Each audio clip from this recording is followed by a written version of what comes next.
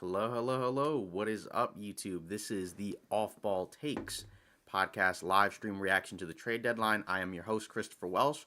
No Yarby laws for today, but that's okay. It's a solo stream, and we're going to go and we're going to do this. So, we're going to be reacting to the trades that happened at the trade deadline.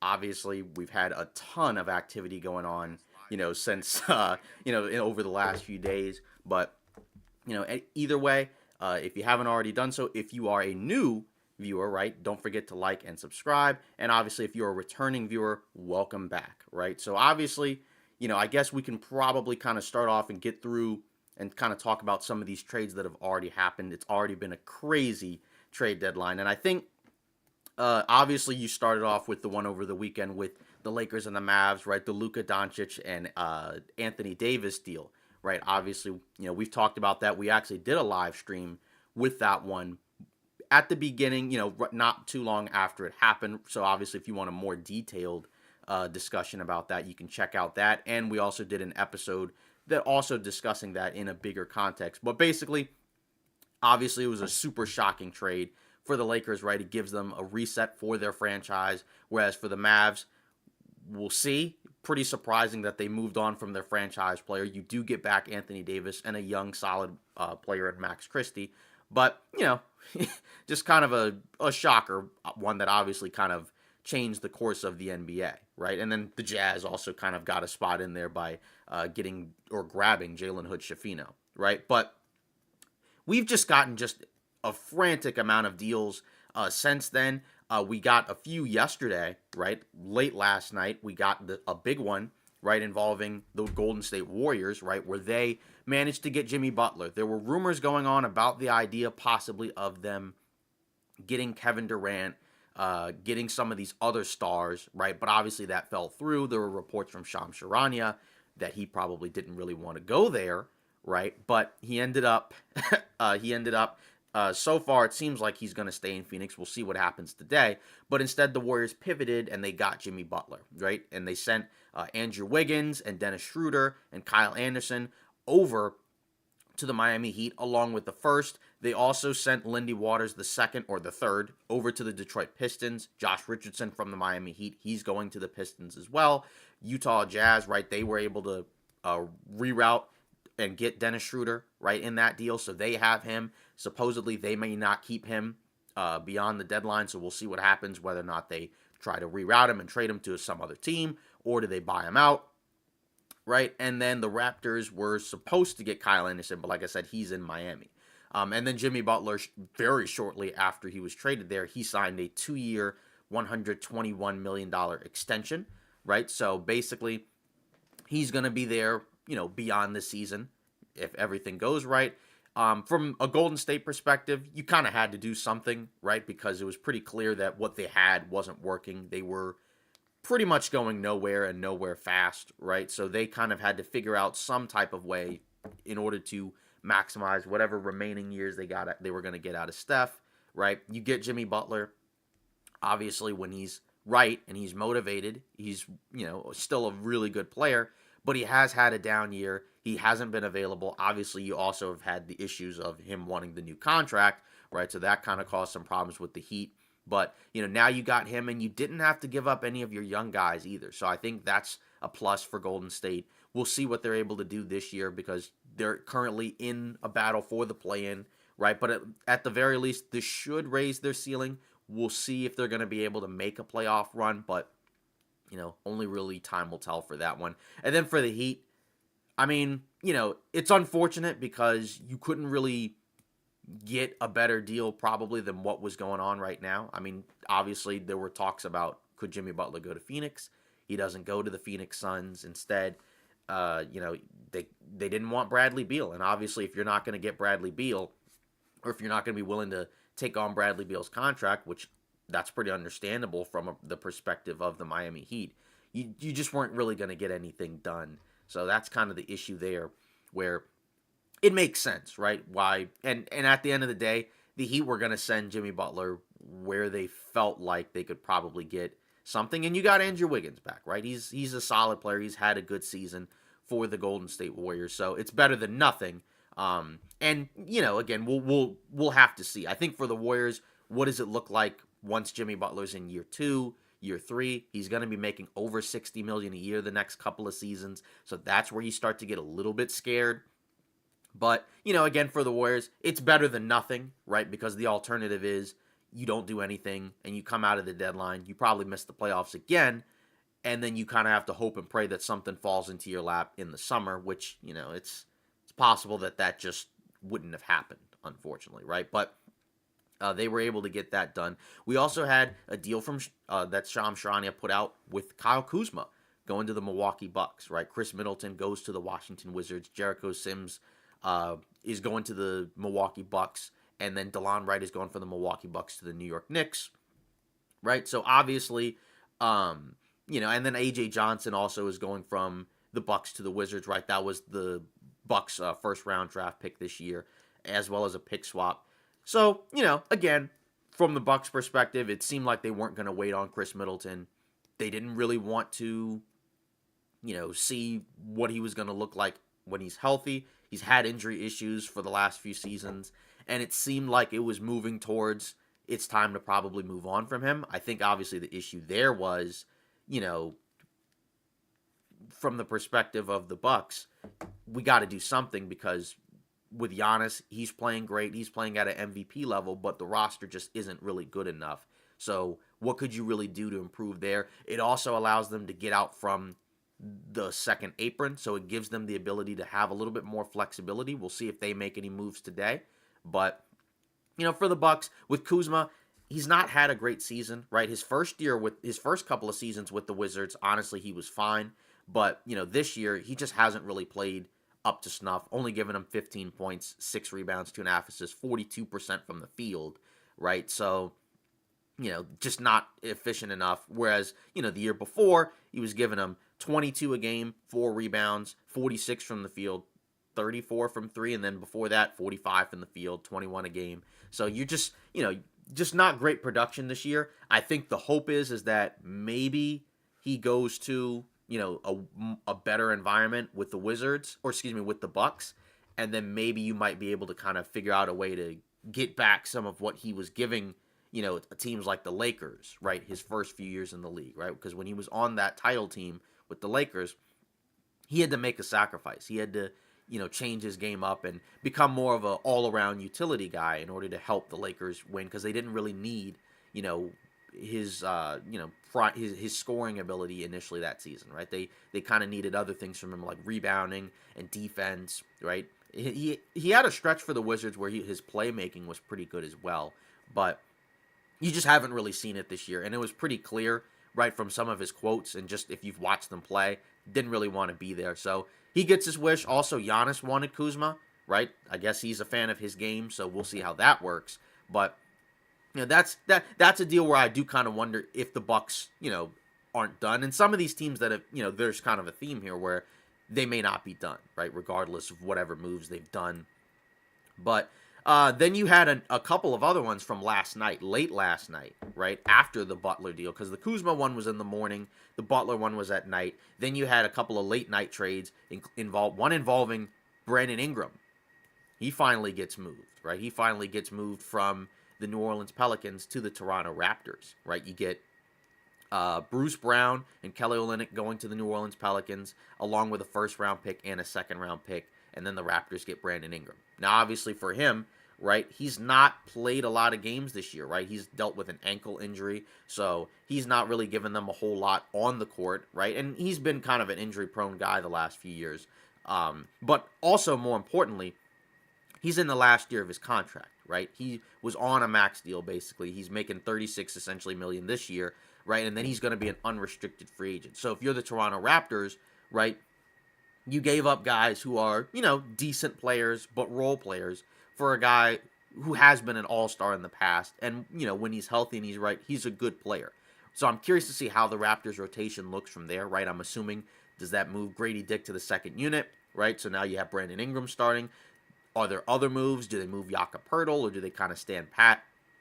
But for the Raptors, you got a solid 20-plus point per game scorer, right, for very little, right? And that was kind of when you're the Pelicans, that was kind of the thought process where once it became clear that seemed like he was kind of expendable, they paid Trey Murphy, they've already paid Herb Jones, right? You just kind of wondered, were they going to completely reset and move on from both Ingram and Zion, or is it just one or the other? And I thought it would be more likely that Ingram would be moved just because he wasn't expiring and you had to figure out something, right? Either you were going to have to trade him, maybe you hope you agree to a short-term deal, right?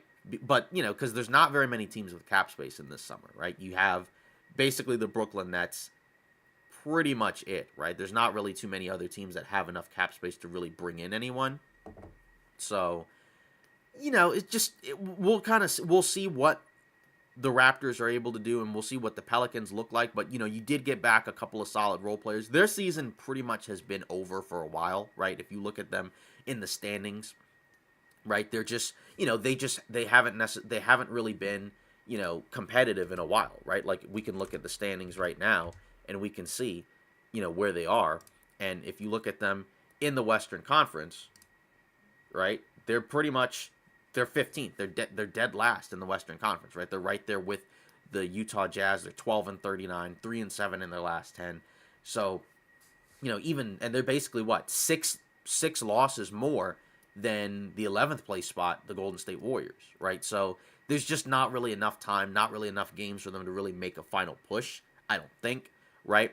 But it made sense because if there wasn't really a scenario where they were going to bring Ingram back, you kind of have to move on from him and get back what you can, and kind of see maybe if there's a pathway to maybe at least getting some productive role players. I mean, Bruce Brown, I don't think has bird rights, so that's kind of the issue there, right? So, but he's not going to be making $20 million a year after this season, right? So these could potentially guys that you could have, for next season. And, Olynyk, that's a solid stretch big. He's an older guy, right? But, he can still shoot. And then for Bruce Brown, he was on that Nuggets championship team, right? Kind of a gritty, tough, guard wing type player, right? That can do a lot of things. Not like a great outside shooter, but he is a guy that, if on the right team in the right situation, he can help. It's just, for the Pelicans, if they're they also lost DeJounte Murray, right? He tore his Achilles, so he's going to be out for the rest of the season, unfortunately. So that's kind of what we're looking at with the Pelicans. But at the very least, it seems like for the time being that they're committed to Zion and kind of seeing where the rest of this goes in terms of getting those other pieces, right? So, again, not what I would have expected, but I think if the alternative is just kind of losing Ingram for nothing, or maybe just, kind of getting into a tough situation in the summer, right? Then I think you kind of have to, go with a situation like that, right? And then, we move on to another big deal.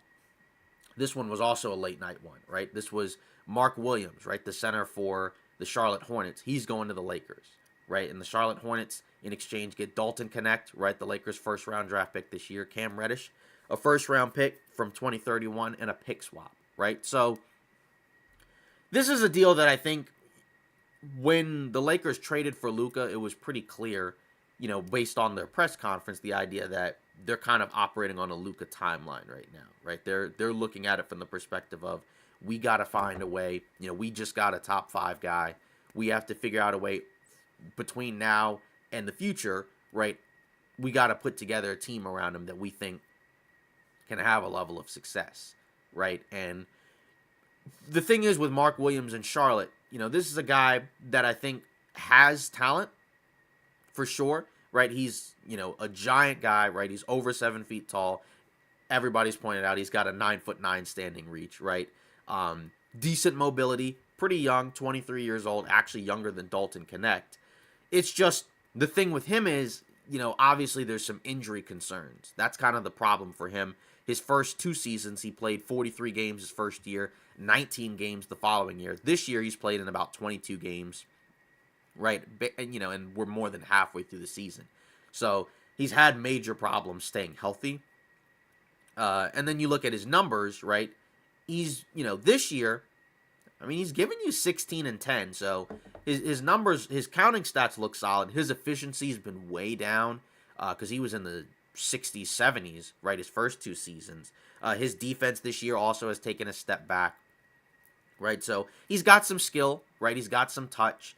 Not really like a 3-point shooter or anything, right? But he's a guy that can do a little bit more than just stand around and dunk, right? So that's nice. But the thing is that, the question is this an overpay? I think it is a little bit of an overpay because of the fact that you're giving up, a future first, a guy that you just drafted in the first round who had been playing well. So you gave up some draft capital to get a guy, and it's a gamble because if this pans out, you got a center that can play next to Luka in the future, can play next to him and LeBron right now, right? Also as a vertical threat, lob guy. And then, that's a guy where for the next couple of seasons, he's also a very inexpensive option at the 5 because he's on a rookie contract, right? And then, if you like him, you can pay him and keep him for the future. We saw what Luka was able to do with guys like Derek Lively and Daniel Gafford, right? Those guys, you were able to get the most out of them that you could with the way that Luka was able to set those guys up, right? So now the question is, if you are, the Lakers, what's the negative side? What's the alternative? Because there's a world where he doesn't play as well. He doesn't really quite, figure out some of the defensive issues that he's got right now. And he doesn't stay healthy. And then it looks like you might have messed up and the gamble didn't pay off, right? I think if you're a Laker fan, you should be hopeful that this can pan out. I think there's reasons to be optimistic about it. And you got a center, right? Because that was a position that the Lakers, obviously after moving Anthony Davis, you didn't have much of, right, from a talent perspective, right? Basically Jackson Hayes, who is just not really a starting caliber center.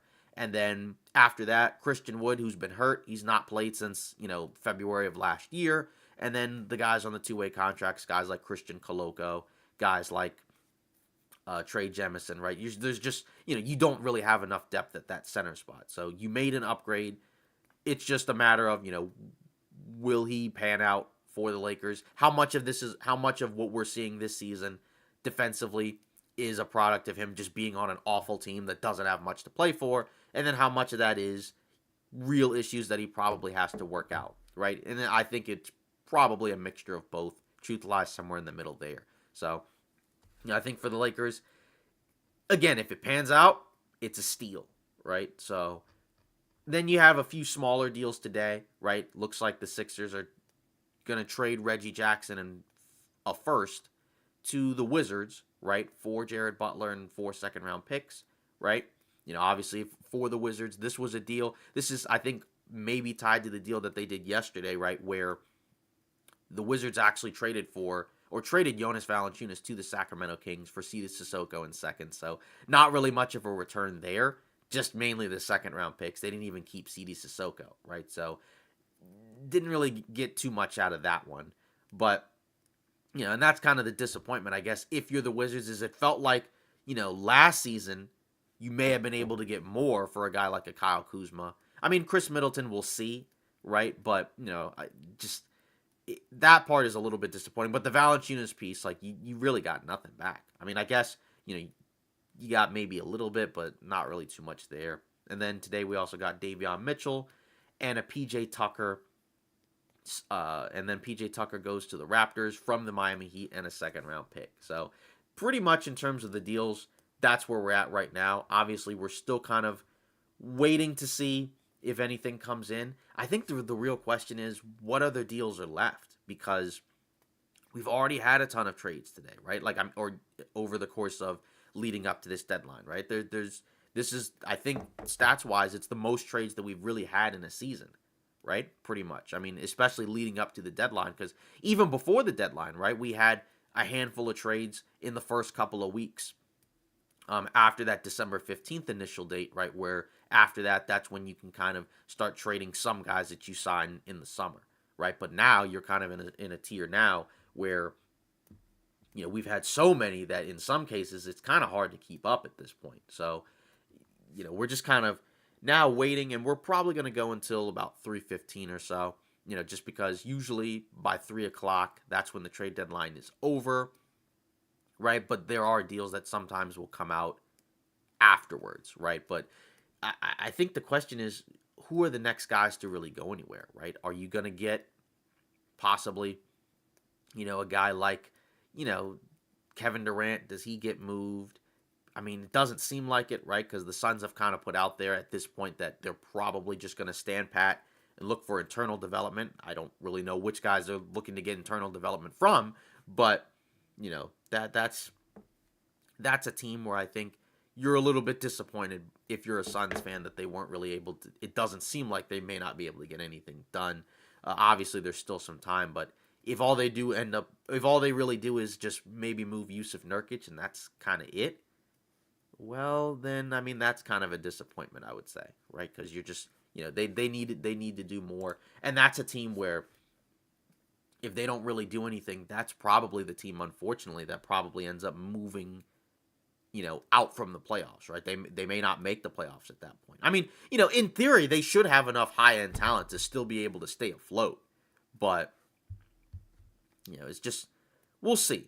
So I'm a little bit surprised, as to all that's going on, but I guess the question is, what else is going on, right? In terms of what else do we really think is going to happen? Because there are some teams, there are some pieces, like even a team like the Warriors, right? I would say in theory they're not done, right? Like there's other moves that they could possibly make, right? I think could they possibly go out and get a Vucevic? Could they possibly come in and maybe aggregate and maybe pick up like a Kelly Olynyk from New Orleans? I'm not really sure, but it seems like they're looking hopefully for some type of stretch big, just because of the fact that they haven't really had one of those type of players, and I think it would probably do wonders in terms of, just kind of opening up their offense. It looks like we got something from Shams basically saying that Patrick Baldwin, Jr., the Bucks are going to reroute him to the San Antonio Spurs, right? And of course, we hadn't even really mentioned also the De'Aaron Fox trade, right? De'Aaron Fox is headed from the Sacramento Kings. He's going to the San Antonio Spurs, right? And again, this was the 3-team deal, right? You had Zach LaVine, right? You had him going from the Chicago Bulls to the Sacramento Kings, right? You had guys like Kevin Huerter, and others, right? Zach Collins from the Spurs, right? Those guys were headed to the Chicago Bulls, right? They got their pick back from the San Antonio Spurs this year, 2025. It was lottery protected or top 10 protected. Now they just get it back, right? And then obviously the Spurs, as I mentioned, get De'Aaron Fox. So from that perspective, if you're the Spurs, that's a home run because you were able to get De'Aaron Fox and you really didn't have to give up, anything really of significance, right? I mean, you were able to keep your young guys, right, which I think is really ideal. Like, you didn't have to give up Stephon Castle. You didn't have to give up, anyone else like, Devin Vassell or, Jeremy Sohan, right? You didn't have to give up anybody, right? You pretty much got, your guy, right? Because it was very clear that De'Aaron Fox wanted to go to the Spurs. So, he was able to, get to his preferred destination to play alongside Wemby. Now you have a franchise point guard, and now you just kind of go from there and kind of see what you can do, with those pieces that you got, right? Because, the other night, they played in their first game, and Chris Paul actually started alongside De'Aaron Fox because I thought that there might be a situation where Chris Paul becomes the backup, and, he ends up kind of just replacing, the minutes that would have probably been Trey Jones, right, who was also in that deal. He was going to the Chicago Bulls, right? And that would be perfectly fine, right? But obviously, that doesn't seem to be the case right now, right? It looks like those two guys are going to start together, which is kind of bizarre, right? I'm curious to see how that works. I mean, obviously, with Paul, you still have a guy who can pass and run your offense. It's just, in a different style than De'Aaron Fox, right? Who can play with a lot more speed, and a lot more, force in a way that Paul just can't really do as much at this point, given his age. But either way, right, I think this is a home run deal for the Spurs, and that's a team now that, we'll see what they can do, but it's a team that, in theory, right, should be able to possibly slide up, and maybe make a run for the play-in, right? They're not going to be a title contender, right? They're not going to have a chance or an opportunity to really win it this year, but for the present and the future, right? That's a much more positive scenario to be in. And again, if you're the Spurs, you have a guy in Wemby who's pretty clearly a franchise guy, right? So now you can kind of figure out the rest of it, and you have to find a way to be able to put some of these type of guys around Wemby while he's still on his rookie contract, right? Because it becomes much tougher once he's no longer in his rookie deal, he's making max money, and then you have to kind of find a way to be able to, kind of go from there, right? That's the part that I think makes things really difficult. So, we'll see, but a lot of movement in the NBA. I think we can safely say this is the craziest trade deadline we've ever seen from an NBA perspective. I mean, pretty much anything and everything, that could have happened has happened. I mean, including things that I don't think any of us even remotely expected. So we got something from Mark Stein saying that the Cavs and Hawks remain engaged on trade talks on a DeAndre Hunter to Cleveland deal. Right, leak sources tell Jake Fisher and me, with the teams attempting to build out a trade construction which both stay under the luxury tax, right? So for the Cavs, if they could get this done, that's a solid deal, right? Because we know for the Cavs, we've seen what it looks like when they play the Celtics. The issue they have is they don't really have great options at the wing. You got guys like Dean Wade, Isaac Okoro, Karis LeVert, Max Strus, who are all solid players in their own right, but they're just not good enough to be able to, really help out a whole lot against guys like Jason Tatum and Jaylen Brown, right? And DeAndre Hunter, he's a solid wing. He's had a great year for the Atlanta Hawks, right? Essentially having a career year, right? He's been coming off the bench, right? Because he's been a starter pretty much. But this year, he's been a guy that's kind of led their second units. He's averaging 19 a game, just under 4 rebounds, 1.5 assists, 46% from the field. So, by far, this is his best season. And then even if you look at his three-point percentage, right, he's shooting 39% from three this year. So he's also super efficient, just under a steal. So I think, if you can get him, I'd be curious to see who's in the deal, right? It would have to, I wonder if, given DeAndre Hunter's contract, I wonder if that's possibly like either Max Strus, maybe Karis LeVert. I'm not really sure, but it seems like if that's what's going to happen, then that probably means that one of Cleveland's more high, mid-priced wings or players is probably going to get moved, which I think that's perfectly fine, right? Because again, you're not giving up any of your core guys, and I think it was clear that they're probably not quite, even though their record is better than the Celtics have bested them so far this regular season, right? They've won the regular season matchup thus far. So I think if you're the Cavs and you can get it done, that's a big deal, and I think that can probably move them closer to being able to challenge the Celtics. Yeah, Miami Heat Network says, what's up? Bye-bye, Jimmy. Yeah, how do you feel about that Jimmy Butler deal?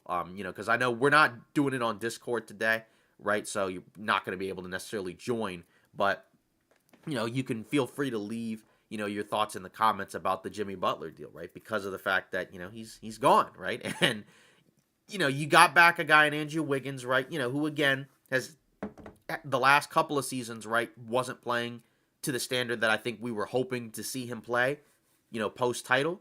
But now, this season, he's been giving the Warriors much better production, right? He's much more in line with the numbers that we have seen him play at, right? He's given them just under 18 a game, just under 5 rebounds, 2.5 assists, 44 from the field, almost 40 from 3, right? Playing good defense. So I think if you're the Heat, as I kind of mentioned at the beginning of the stream, yeah, that's a really good addition, I think, where just having him out there as opposed to not having Jimmy Butler at all, that's a bonus, right? Because you were actually able to get back a solid player, under a relatively reasonable contract, and you got Davion Mitchell, right, who's, been like a solid defensive point guard, undersized, but, that's a guy that you could possibly put out there.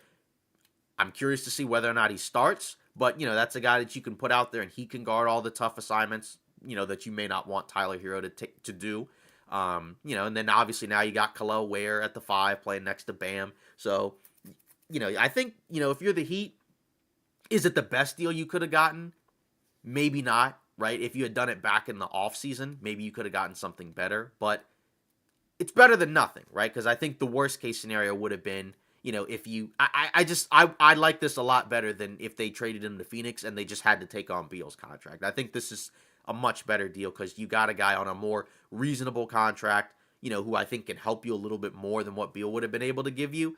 And like you mentioned, you got that first. We'll see what they do with that in the future. And you got Davion Mitchell. It was either Wiggins or Beal. Yeah. So, and I think this is the preferable deal in my opinion. I think you prefer getting this over Beal. It's not so much that Beal's a terrible player or anything, but I think given what you need if you're the Heat, I think Wiggins is going to help you more. And it just gives you a better direction because, now you move on from a guy who didn't want to be there and you brought a guy where I'm sure he's probably a little surprised that he was moved, but probably not too much. He's been in rumors recently, Wiggins anyways. So, I think, I think at this point it was time to move on and I think you got something good out of it, right? Again, is it an A+, the best deal ever? Maybe not, but I think it's better than the alternative. So if you're a Heat fan, I think you got to be at least relatively happy with what you were able to get because I think we all knew that you were probably not going to get the most ideal deal anyways, right? So it's just kind of how it goes from this point, right? So Shams and Keith Smith also kind of mentioned that with the Patrick Baldwin move going to the Spurs, it opens up a little bit more flexibility to maybe allow the Bucks to do something, right? So we'll kind of see what goes on there because they're a team to watch anyways because we know they're not necessarily good enough, right? They got a win over the Hornets the other day, but prior to that, they had lost, 4 in a row, and it just kind of looked like things were just kind of falling apart. You had a couple of bad Middleton games where he didn't score at all, but they're a team that I think you got to kind of look at and see maybe if there's kind of something there. The Orlando Magic is another team where I do kind of wonder what are they looking at because they've had a really nightmare season this year where they've had so many guys in and out of the lineup due to injury. They just recently got both of their young stars back, Paolo and Franz, but they haven't been winning most of these games recently, right? Like, they're basically 3-10 since Paolo has come back. And that's rough, right? Just because of, when you watch them play, they don't have enough offense. Now Cole Anthony has been moved into the starting 5, right? Jalen Suggs has been hurt. So maybe that's kind of the approach they take where they just kind of hope and pray that these guys just get healthy and then they go from there. And that's not, a bad, decision to make because it's a young team. So there's a danger in doing too much too early.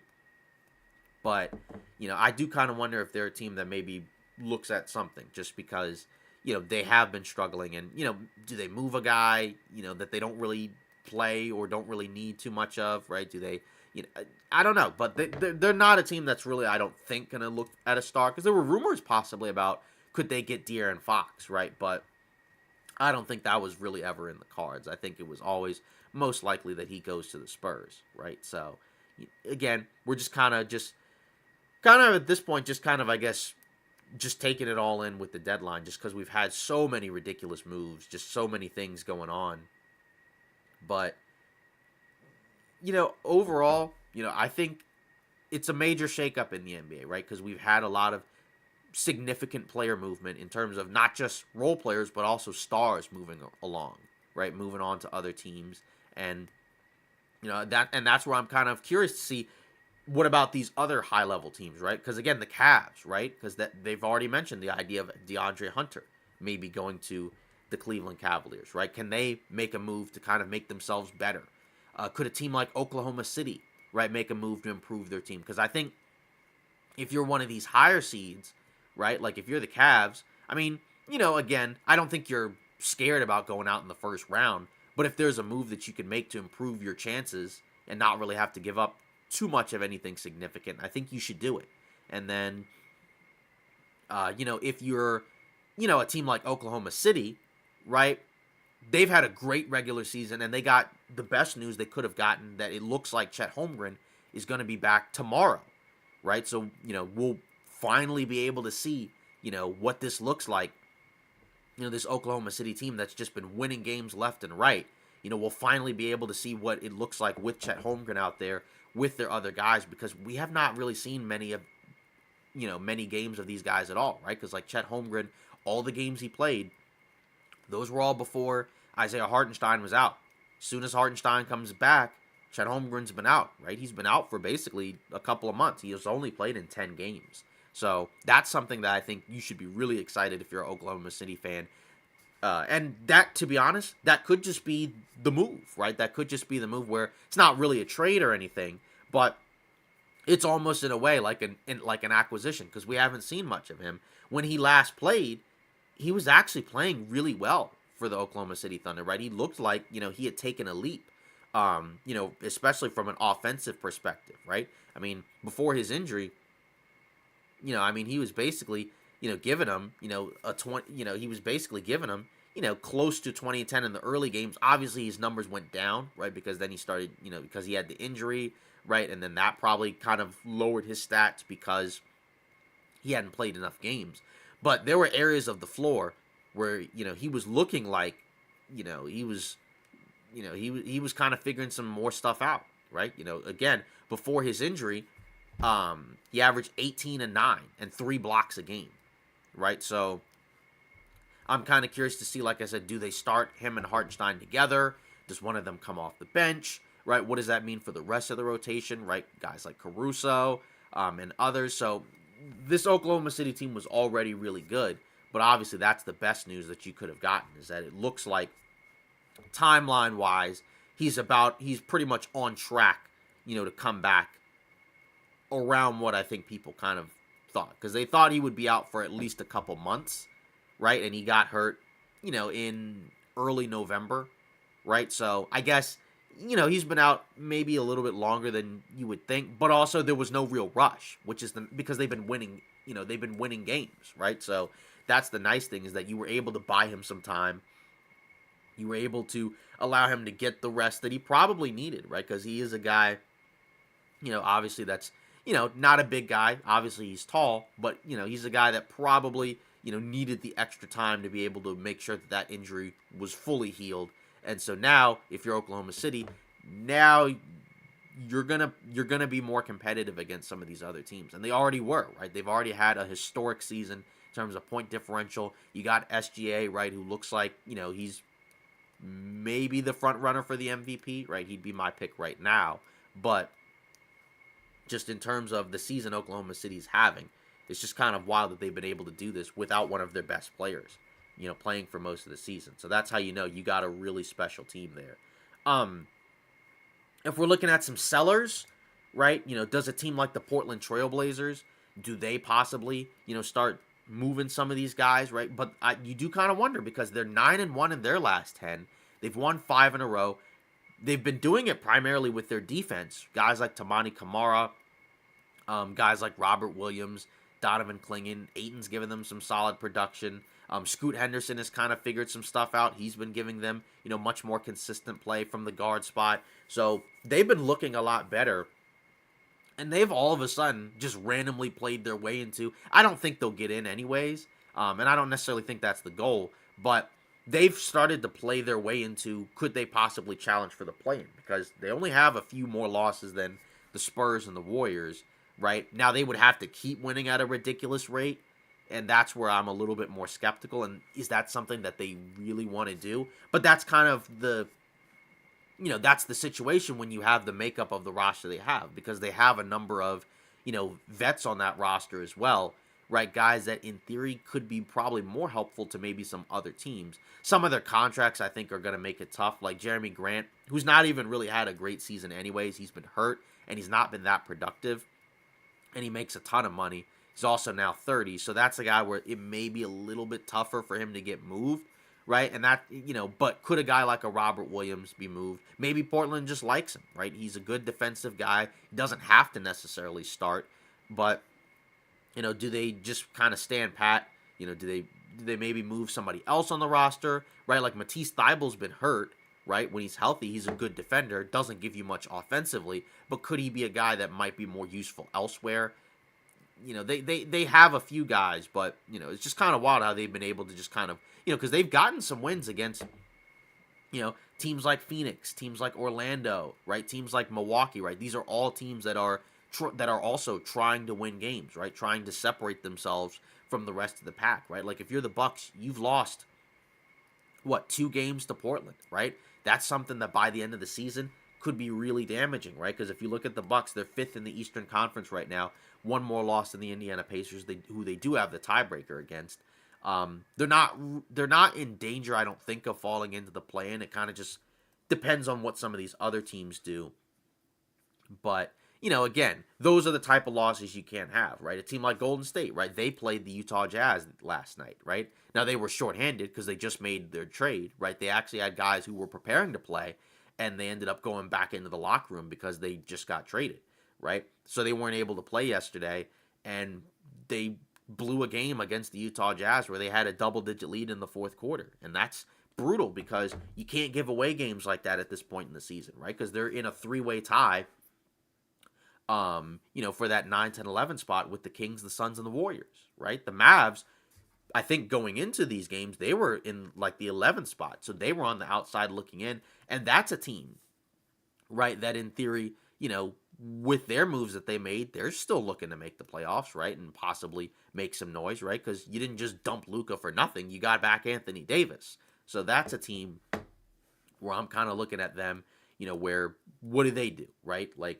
do they do anything else? They just recently traded for Caleb Martin the other day. They moved Quentin Grimes to Philly, who's also been making some moves, right? Does Dallas do anything else, right? Or are they going to kind of just be comfortable with what they've ended up doing? That's where I don't really know. But a team like Philly, like, what do, right? Because you look at their record, they're 10 games below 500, right? So they have the same amount of losses as the Chicago Bulls, right, who have started moving guys away from their roster. So it feels like there should be an opening for the Sixers to move into that 10 spot, right? The scary part is with the Raptors, right? They're 6-4 in their last 10. They're another one of these teams that started to pick up wins that you wouldn't expect, right? So you almost kind of wonder, does that team just randomly decide to make a slide into the play-in spot? I mean, they could, but that's something where, I just kind of wonder what they're doing. And it seems like the Sixers are moving off of some guys. Like they moved KJ Martin to the Detroit Pistons. Apparently that deal, may not have been completely finalized yet. We'll see. I mean, what happens there. But with the Sixers, they've moved Caleb Martin. They brought in Quentin Grimes. They moved off of a couple of these other guys, right? So supposedly they're thinking about maybe opening up some space, getting some flexibility to bring back Yabusele, right, who's been playing great for them, right? But also, when you look at how they are in the standings, I don't really know. I mean, the pathway for them to make the playoffs is they're going to have to probably be in that play-in spot, right? Like, but they're going to have to at some point go on a run. And it seems like, and this is the tough part of, starting off so poorly to begin the season, is they're still 10 games below 500, 50 games into the season. So just to get to 500, you got to win 10 in a row. And by that point, you could win all those games and still be in that 9-10 spot, right? So it feels like they may just be destined to be in that 9-10 spot. And if they're in there and then they have to go against the Cavs in the first round, I mean, that's a matchup that I think, because you're not playing against stretch bigs necessarily. I know Mobley can shoot, but it's a matchup that may be okay. But I just think it's just so difficult. I think at the very least, when Embiid and Maxey and Paul George play, the record has been pretty good, right? It's just we've not gotten too many games, right? We've gotten very few games of those guys playing together, and that's the tough part of a season like this, where it's pretty much been just ruined by injuries. And I don't really know how you really, you can't really fix that, right? If you're the Philadelphia 76ers, you just kind of have to hope the guys get healthy. But it seems like they're kind of just starting to sell on some of these guys, I think, where, again, could you get anything back? And Grimes, I think, honestly, that's a decent fit next to Tyrese Maxey, right? Because he's shot the three ball pretty well. He's a good defender. He's a decent athlete. And he should be able to play a lot. So I think that's actually, honestly, a good fit. And then I think the issue for the Mavs was they weren't going to pay him. They got back Max Christie in the deal from the Lakers, right? So they don't really need both him and Quentin Grimes both getting paid. So that kind of makes sense from both teams' perspectives. It's just a matter of, what do these other teams do, right? The Hawks, Seems like they might sell and move DeAndre Hunter. I'm curious to see what they get back, right? Because for them, there's no real incentive to miss the playoffs, but they're 1-9 in their last 10. They've been sliding and sliding and sliding. Jalen Johnson, right? His season ended early with a torn labrum, so he's done.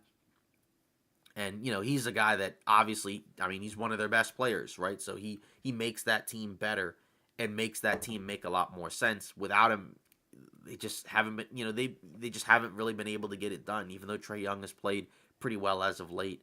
The Pistons, right, they have some cap space, right? So they're a team that could possibly just absorb a player onto their team, because again, they're now 4-6 in their last 10, so they've started to slip. Obviously, they lost Jaden Ivey earlier in the year, so Cade Cunningham has played great.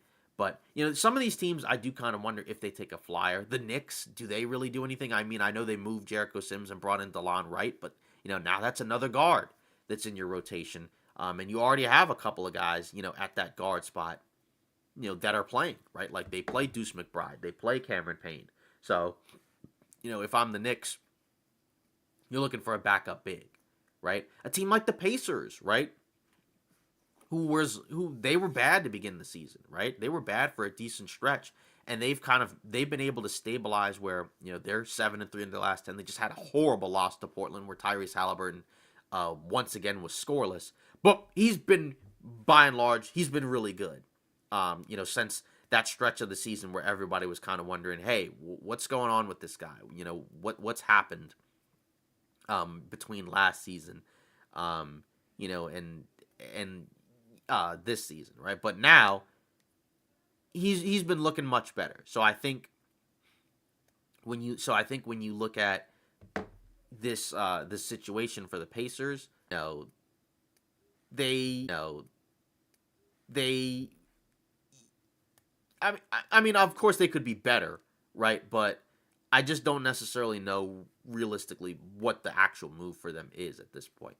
Right, but I think when you look at them, they've been better, right? So, it doesn't really look like any other deals have really come in as of late. Again, but either way, I think the thing is that what deals can we really expect at this point? Because of the fact that we had so many deals happen going into today, and now you're kind of almost ready for anything at this point, right? Because given everything that's happened, in the last week or so, I mean, I was kind of prepared for even more to happen, right? Like, I was thinking initially that, like, maybe Durant goes to Golden State, maybe Butler, that deal was kind of the one that seemed so bizarre, right? The idea, that Jimmy Butler was going to go to Phoenix, but the Heat didn't want Beal, and then that means that you had to trade Durant to Golden State. It just didn't really make any sense. Maybe the argument was, like, you can use the assets you got back for Durant, and then, you can, have that with Butler. But I just don't think that made a whole lot of sense. But I do kind of wonder at this point, what the heck do the Phoenix Suns do? Because, when you look at them, as I mentioned, right, they're also in that play-in tier, right? They started the year off kind of like Golden State, right, where they began the year off playing really well, right? They were 8-1, right, or whatever through their through the first stretch of the season. They looked great and they looked like a legitimate contender. And then after that, they fell off. And I think their fall off was a little bit more surprising than the Warriors one, because I think the Warriors one, you just kind of knew based off the roster that it was a little bit of fool's gold. But I think the Suns one, you kind of thought like that this should be a really good regular season team. Mike Budenholzer could figure out the fit between the big three. They drafted a couple of rookies that in theory could be impactful for them, and they added Tyus Jones, and it just hasn't worked, right? It's the same as last year. I mean, honestly, you could make the case that it's worse. I mean, because at this point, unless they pretty much win every game from here on out, I mean, there's no way they're going to get to 50 wins, I don't think, right? I mean, they would have to. I mean, I guess they could, but I don't think that's realistic because, I mean, we're already 50 games in, so there's 32 games left. So they would have to go, 25-7, which, this team doesn't seem like it's equipped to do that. Beal is coming off the bench, and in fairness, he has played well coming off the bench at times, but it just doesn't seem like they have enough, and I just don't really know at this point. Oh, those are the All-Star uniforms. Okay. Um, look, they look solid, but obviously for the Phoenix Suns, I don't know. I mean, if they don't do anything at this point, that might be the team that falls out of the race. I mean, the Kings. I mean, how much better are they with Zach LaVine than De'Aaron Fox? I mean, I don't really think they're really any better at all, right? So, I think that fit makes probably less sense, honestly. Even though LaVine's really good, and I guess in fairness, it's nice to get back a good player for another good player, but I don't know. I think that's probably a team that's probably going to miss the playoffs again. It just it's a rough situation to be in. We'll see, because that's the wild thing. It was when you look at this playoff race, obviously 10 teams can be in it, but only 8 are going to get in, right? And we already have 4 teams that look like they're pretty entrenched in making the playoffs, right? And then once you get to that 6 to 10 spot, the Clippers are 5-5 in their last 10. Maybe they're running out relatively well, right? So, and as his minutes go up and as he continues to play better, and we already have, we'll kind of see what happens from there. But it just then you go into the play-in. Minnesota, right? They're 6-4 in their last 10, even though they've lost Randall for at least a little bit. And then they also lost DiVincenzo, right? So now they're kind of in a spot where they're banged up, but Edwards is playing well. You got Naz Reid starting next to Gobert. So you got enough spacing and offense in there where I think that, in theory, they should be okay as long as Edwards is all right. Just because he can give you, a relatively solid floor. And then, the Mavs, we still have yet to see, AD play, right? He actually, he was recovering from an injury, an abdominal injury that he had while he was on the Lakers, but he's supposed to be back. I think tonight against the Boston Celtics. So we'll see what that looks like. This new look Mavs team. Because there are games that are played on the day of the deadline every year, and that can be tough for some of these teams because that means they're going to go into some of these games pretty shorthanded. But this playoff race I think is going to shape up to be. I think it's going to shape up to be really fascinating just because of the fact that you have several teams that made pretty significant moves, right? Compared to last season, that didn't really happen last deadline, right? We didn't really have, too many major moves occur at the deadline last season, right? Not like this one, right? So some of these teams now are going to, their destinies are kind of changed, right? Like if you're the Lakers, right? Do you possibly have a better chance now than you did a few weeks ago? I mean, maybe not. I mean, we'll see. I think some of it is going to be dependent on how all these pieces fit. Is there another move in place for them, right? Because they have a couple of contracts that I think, ideally would like to move for someone else if they could get that done. Like say, like a Maxi Kleba, who's not going to really play this season because he's got the broken foot.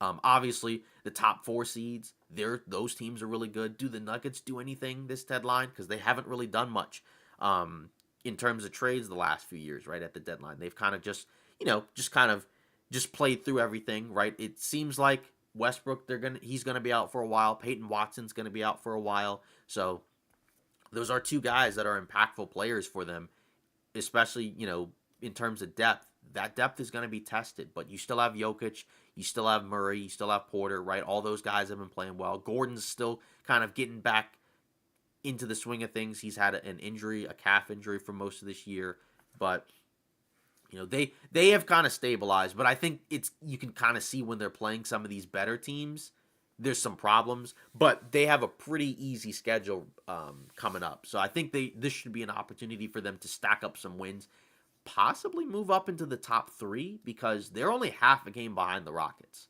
The Rockets are 32-18. They're 5-5 in their last 10. They've lost 4 in a row. They've had some rough injuries, right? Like they lost Fred VanVleet, and you can see losing him is a real problem because you don't really have anyone else to organize the offense from the guard spot. They've also they already were without Jabari Smith Jr., right? Who was one of their other young guys who looked like he may be a really good player for them. Amen Thompson, he's played great for them this year, right? Green started to figure some stuff out. Şengün, he was hurt, now he's back. So they're starting to have a few injuries, and I think some of those injuries may be a problem where, again, if they start sliding in the standings, that's going to be rough, right? Because obviously, that's the last thing you want at this point in the season. You want to have the opportunity to go up. The Grizzlies are 9-1 in their last 10, so they've been riding high, and they've been playing really good basketball. It seems like they're on track to get back some of their other guys like Vince Williams and Marcus Smart. I wonder if they make any moves, right? Because that's a team that we know is really good. But obviously, you know, from the Grizzlies' perspective, you do kind of wonder what some of that looks like in the playoffs, because they do have a lot of young guys that they're relying on so far this season to kind of make up for some of those other guys being out. And those guys have played very well. Can you trust those guys in a playoff setting? Do they make some type of move? Remember, they were initially kind of thought to be a possible Jimmy destination, but they ended up pivoting. He didn't want to go there, right? According to a lot of people. So we'll see there. Mark Stein mentions that Philly had to send an additional second rounder. It seems like he's been sidelined with a recent hip injury and was said to be nearing a return. But after consultation between both teams in the league office, Philly has agreed to send it. So that probably is, maybe there was a little bit of lack of clarity about his injury situation, and so they decided to send something extra to kind of, help out. But still not really any deals coming in, at least as of right now. It's 1:00, and just nothing has really happened at this point. So I do kind of want to take some time to kind of just digest some of these other deals, and because we didn't, we kind of went over what some of these deals were, but we didn't really talk as much about what we think of some of these teams, or with some of these deals, because like with the Raptors, again, I mentioned with the Ingram thing, that one, I mean, I know it had some reporting about a week ago, and there was kind of some talk about possibly him going there, but it seemed just kind of bizarre, just from the perspective of, again, you're talking about, an interesting fit, but I think at the same time, it's just a talent upgrade. It's just kind of hard to say no. I think the thing is with the Raptors is, assuming they re-sign him and bring him back, that's a lot of money to pay for a core that I don't really know where that core ranks in the Eastern Conference, right? Because you have, I guess, for now, right, Immanuel Quickley, I guess Grady Dick gets moved to the second unit, but, Immanuel Quickley, R.J. Barrett, Brandon Ingram, Scotty Barnes, Jakob Poeltl. I mean, player-wise, personnel-wise, it's certainly not bad. But I do kind of wonder, I do kind of wonder what, that looks like in the Eastern Conference. Because, again, I think with the Raptors, obviously for them, right, they didn't, their early first round pick, they didn't get, right? That went to the Spurs. But, if you bring in Brandon Ingram, I mean, that's essentially kind of like, again, he's not old, right? But, he's not the age of a rookie, right? But you're getting back a star level player. So it's also a lot of guys that need the ball in their hands, ideally. So that's kind of where I'm curious to see how that fit works. But it's kind of one of those things where it's like, it's such a talent at such a low cost that it's almost kind of something that you have to do, right? Like, it's not something that if you're a Raptors fan, it's so bizarre.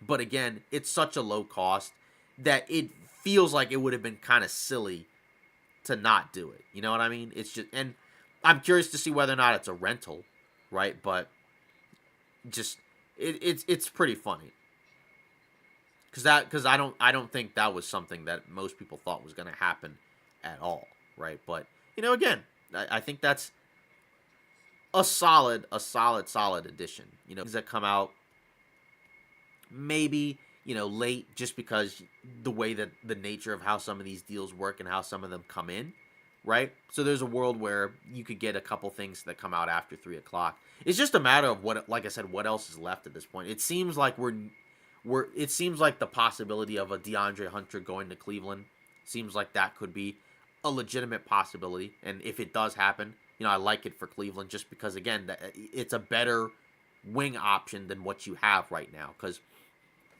right now, again, the wings that they have are solid rotational pieces, but I don't think any of them ideally are starters for a championship level team, right?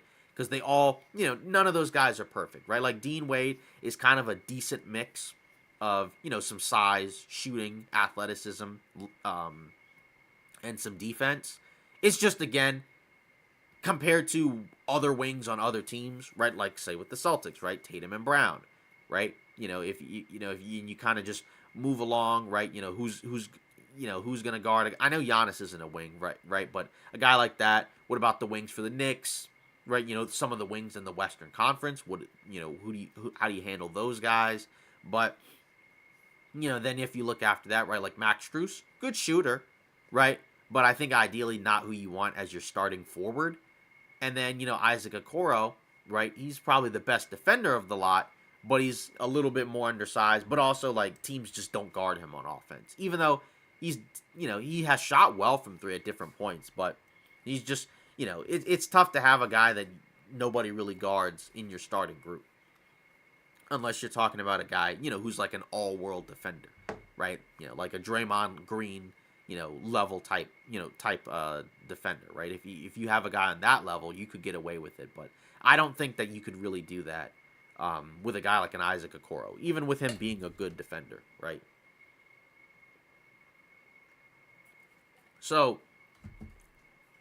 the question is, which deals ultimately right now are looking like the best ones, right? Because I mean, obviously, I don't. There was nothing that we were gonna see that we're going to see. I don't think that would be more shocking than the Luka Anthony Davis one, just because of where those two teams were positioned before the trade, right? But just in terms of a lot of these other deals, the Butler one, I mean, there had been talks about him going to Golden State even in the summer, right? It's just people didn't really expect it to happen.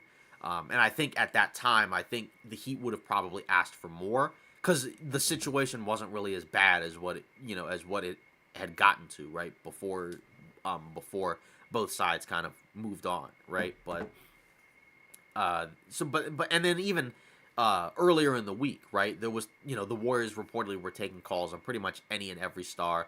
A lot of guys seemingly didn't even really want to go there. I mean, even Butler, right, before he signed this extension, right, he was putting it out there that he wasn't going to sign an extension, right? So there's a question of, is this a team that he actually wanted to go to? I don't know, because it's weird because initially in all of this was a team, that he was interested in going to, right? So I don't really know what happened. I mean, I think Phoenix was his preferred destination, and I think he was trying to apply pressure to go there, but I think it was pretty clear Miami wasn't just going to send him to where he wanted to go.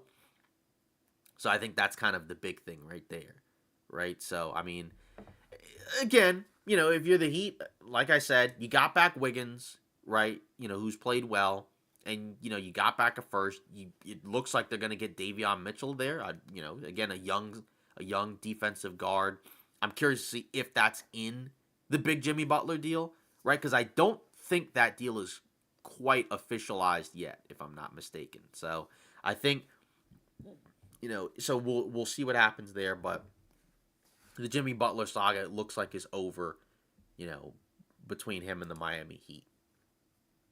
Or not looks like, it is over, right? So, and according to Bobby Marks, right, Milwaukee gets some much needed breathing room below the second apron. They're now $2.7 million below and have an open roster spot. Patrick Baldwin Jr. is on an expiring $2.5 million contract, and the Spurs have $3.2 million of their room mid-level exception to acquire him, right? So Mark Stein also has just put out a specific timetable for Caleb Martin's Mavericks debut has not yet been established. League sources say Dallas does not have long-term concern about the right hip strain that has sidelined Martin, but a modification to the... So that's kind of what I was thinking, right? That he had some type of injury, and it seemed like he wasn't going to play immediately, and so maybe they didn't know about that. Like, it's not bad enough that it completely ruins the deal, but it's enough that he's probably may not play for a little bit, right? Because if they don't have a timeline for his return, then he's probably still out like at least another week if I had to guess, right? So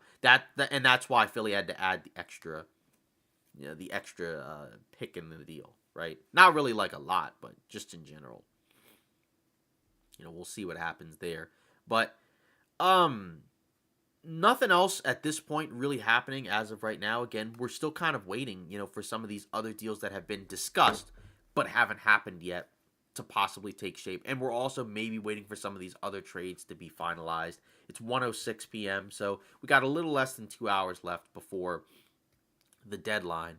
So that's kind of something to look at in terms of, what other deals could be made. If you're the Bucks, I mean, you got Kuzma, so it's interesting because he's played most of his time in the NBA at the 4, but for the Bucks, I guess he's going to be moved to the 3. Now they also talked about the idea of that can be a guy that when the Bucks go small and you play Giannis at the 5, you could have Kuzma out there as the 4. Again, if he buys in and he gives them anything close to the level of production, that he was giving teams, before this year, then I think you can find a way to probably make it work. And, because Middleton just hasn't been that great. And he's not been healthy. He's been hurt. So that's really kind of the issue there is, he's making a decent amount of money. And it just hasn't worked out, the last, because honestly in the playoffs last year, he played relatively fine. It's just once he had the surgeries on his ankles this offseason, you knew that there was probably going to be, you were going to have to wait a while for his return. And on top of that, you probably just weren't going to get a whole lot of production from him for most of the year. And that's kind of what's happened now. So for the Phoenix Suns, I guess you can see, Nurkic is a guy whose name has been trending. Is that a guy that the Suns can find a way to move off of, right? Because he has not really played for the Phoenix Suns at all, right? I mean, he's pretty much been completely removed from the rotation for a while now, and that would be kind of rough if you're the Suns and you don't manage to move off of him at all, because that's a guy, that in theory, he's just taking up space on the roster, and because they've already kind of, they got Nick Richards, who for whatever reason they start but don't always close with, I guess because they like Durant at the 5 sometimes, and then they also have Plumlee, who's playing the backup center minutes, right? So, but I think ideally, if you can find a way to move off some of these other role players and maybe swap guys in and out, it's not the perfect situation, but I think it's a little bit more ideal than what you would like. And I think it's tough because a guy like Tyus Jones, he was great for them earlier in the season, but he just hasn't played as well as of late. And again, this was kind of the problem. And it's not really his fault at all. It's just, just one of the problems with having him on the roster was, he's another guard fitting alongside 2 other guards and Kevin Durant. How much use do you really have for him as a starter, primarily? And, there's going to be some teams where defensively he's going to get picked on, right? Even when they have, their new starting 5 where Beal's not even in it.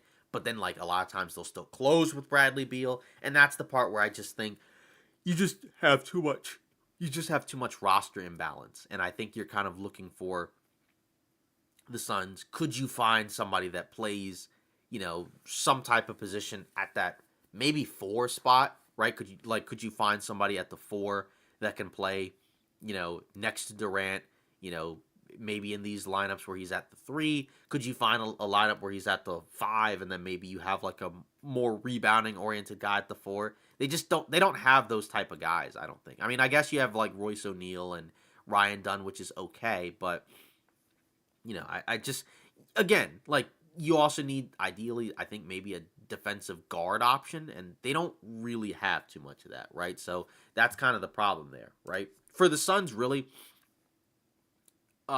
most of their season has kind of come down to, since, the early part, right? It's that their defense isn't great, but their offense also isn't good enough to make up for it, right? And that's the problem there, right? Where it just, even with those 3 guys together offensively, and in fairness, Devin Booker, right, who struggled earlier in the season, he's played much better. So, that's not really the issue. It's just like, you just kind of have to find a way to kind of see, I think, if you can swap some of these role players around. But I think also the reality is this big three just doesn't work. And I think we kind of figured that out early on. We just probably didn't want to admit it. We wanted to give them another chance, another season, a new coach, some different personnel. And it doesn't matter. It just hasn't worked. So, but there's nothing you can do about it because you can't really move Beal. He's got a no trade clause. So unless he wants to go somewhere, he can't, or you can't move him, right? And then after that, you're not trading Booker because why would you? And then Durant, for whatever reason, it seemed like maybe they were going to move him for whatever reason, but they're not. But long term, you kind of wonder if the Suns don't do anything, what happens this summer? Because, it's only going to be tougher to improve the roster from there on out because they're still going to be in the second apron. Those, guys like Durant and, Beal and others, all of them are going to be another year older, right? And so realistically, how are you really going to be able to get back into into the thick of it in the Western Conference? And I just don't really know if there's an obvious pathway. So the Durant stuff, I do kind of wonder if that possibly goes into the offseason. I know that there's kind of thought process of like everything's cool now. We'll see what happens. But again, if they don't make any moves, I mean, the only thing you can really hope for is I think you better hope and pray that they're healthy the rest of the way. Because, if they don't make any moves, that's really the only way that they can probably stay afloat. Because, if not, it's going to be difficult out there, right? Because some of these other teams have made moves and they're just and they've kind of started to fall behind, right? So and I do kind of wonder because they made a trade, a couple weeks ago, if I'm not mistaken, right? Where they traded their 2031 first to pick up, 3 other firsts, right? And a lot of people thought that they may use those firsts in a deal to get Jimmy Butler. Or worst case scenario, maybe a deal to move like a Beal or a Nurkic. But it's possible that might have happened and then they don't do anything with it, right? Now, some people may say wait until the summer, but, Beal's not going to be any easier to move in the summer because I just don't think anybody really wants that contract, right? It's not him, the player, it's the contract. It's a bad contract. It's a no trade clause and it's a lot of money. Right, so it's not a guy that you can just kind of just bring into your roster. You have to, give up you have to have a lot of cap space available, which means that either you got to have $50 million of cap space open, or you have to send out $50 million worth of players. And I don't think most teams really want to do that for Bradley Beal, especially when he's got a no trade clause. And that's the other part, right? Because if he can basically nix any deal, then it's got to be a place where he's comfortable, right? And he seems like he doesn't really want to move his family, which is understandable. And he's pretty comfortable where he is right now. So Phoenix might just be kind of stuck. And that's probably why you don't trade for a guy that has a no trade clause. That's not like a top tier player. I think that's kind of the lesson that's learned there. And I think the Suns, it's a tough lesson because it doesn't seem like it's in the cards for them to really do a whole lot this season. After I think there was a ton of optimism from a lot of their fans and the people who cover the team. I think it's pretty tough. I think it's pretty difficult, to really do anything there, right? Now, there's a guy who covers the Phoenix Suns, John Gambadoro, I think is his name. And he stated that if the Suns had dealt Kevin Durant to the Golden State Warriors, they would have gotten back Jimmy Butler. They would have gotten back Kuminga. They would have gotten Valanciunas for Nurkic, so I guess that would have been a 3-team deal, possibly. Or I guess 4, because you'd include the Warriors, the Suns, the Heat, and the Wizards, and then multiple firsts. So I do kind of wonder, if you were the Suns, would you have done that deal? Because obviously Jimmy Butler isn't Kevin Durant, but in theory, you would have gotten back more depth, and you would have gotten a guy, that would have wanted to be there that you were comfortable paying. But, I don't know. Like, it would have definitely been something to think about, right? Because, I mean, obviously Durant is a much better player at this point. But would that have been something that you would have considered just because you get a young guy in Kaminga who could come off who could, well, I guess he could start. I guess he probably would have started at that point. Because because you move Butler to the 3, Beal still probably comes off the bench, and then Kaminga's your 4, right? So that would have been interesting. I would have thought about it. Some people I think would have probably just done it without any thinking. It's just, again, I think the question is like I don't think there would have still been a pathway to a championship, but I do kind of wonder, like, what do they do? Because again, like because I just don't really see a pathway to the title as presently constructed. They've said, Shams has mentioned the idea that like Durant has not requested a trade, but a lot of teams are trying to get him. Now, there was an article that came out from The Athletic a few days ago talking about the possibility of the Mavs trading for Kevin Durant. Now, do they have the assets? Is that something that could actually happen? That's where I'm a little bit skeptical. If they were able to pull that off, I mean, that would be, that would be massive, right? If you could find a way to get Kyrie, Durant, and Anthony Davis together in Dallas. But I don't know if that could happen. But at the very least, if you're the Suns, I think you at least have to think about it. Only because I just think it's very clear that it's not working. And I just feel like, if you're, that you're not moving on from Booker, given his age and his, level of production. He's not going anywhere.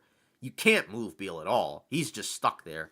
So Durant is probably the only guy realistically that you could really do anything with. It's just a matter of what's the team, what's the package, right? You have less than a couple hours to get this done, and there's just not really a whole lot there, right? So that's kind of the problem, I think.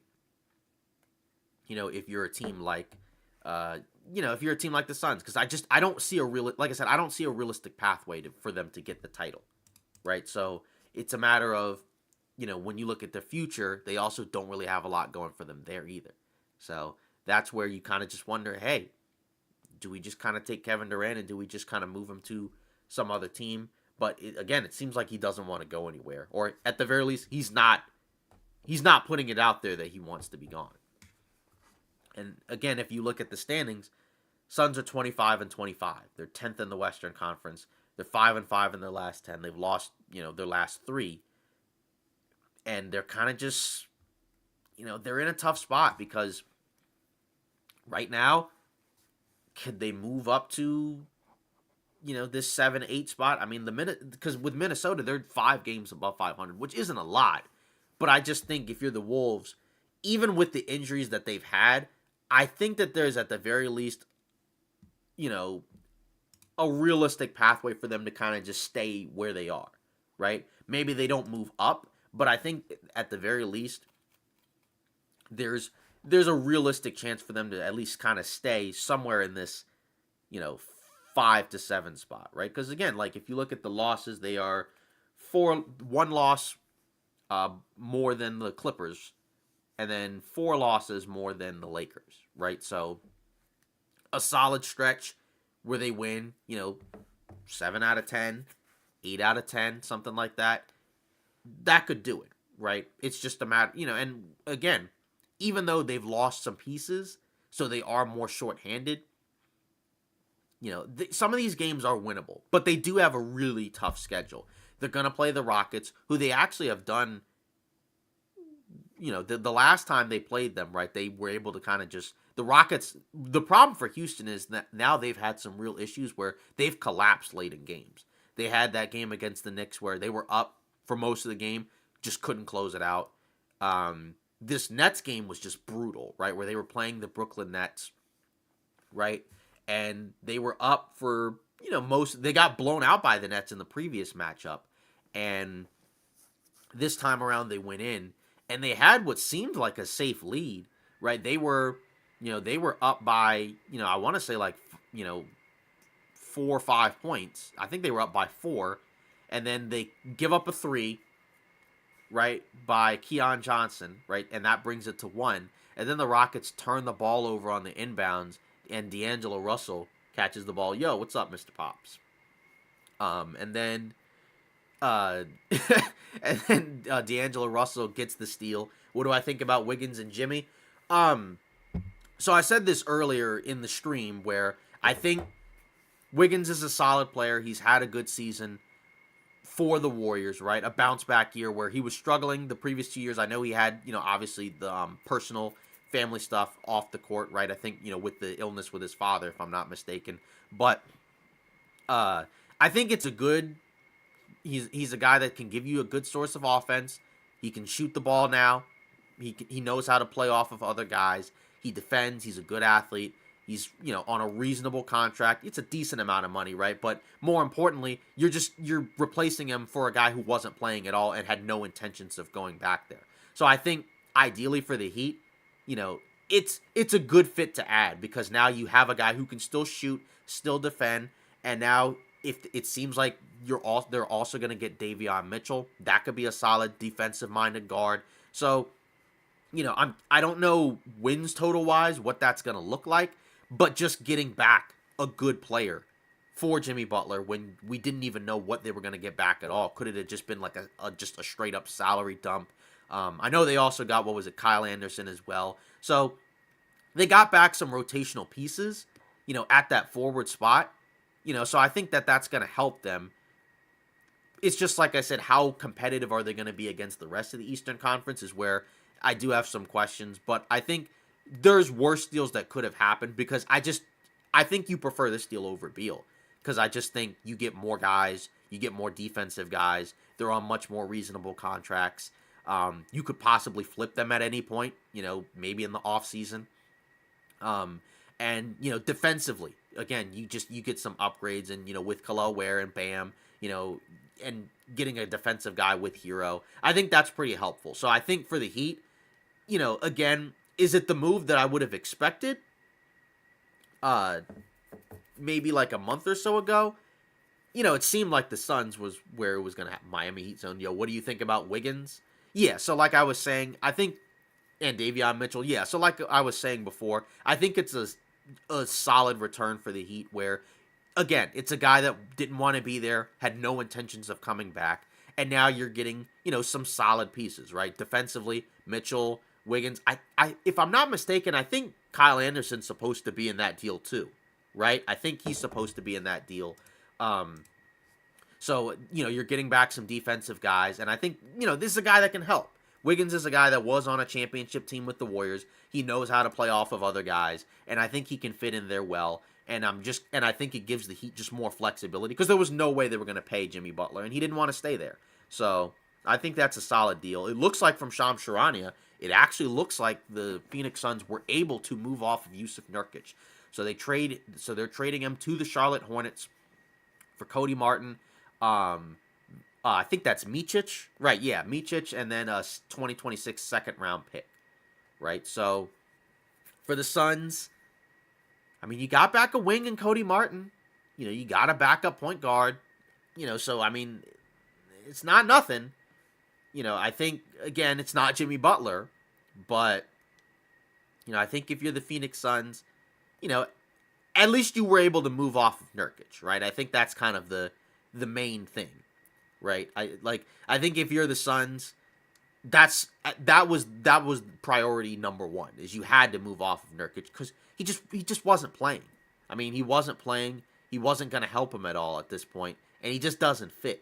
So I think, is it the ideal situation to be in? Probably not, but I think at the very least, it's better than nothing.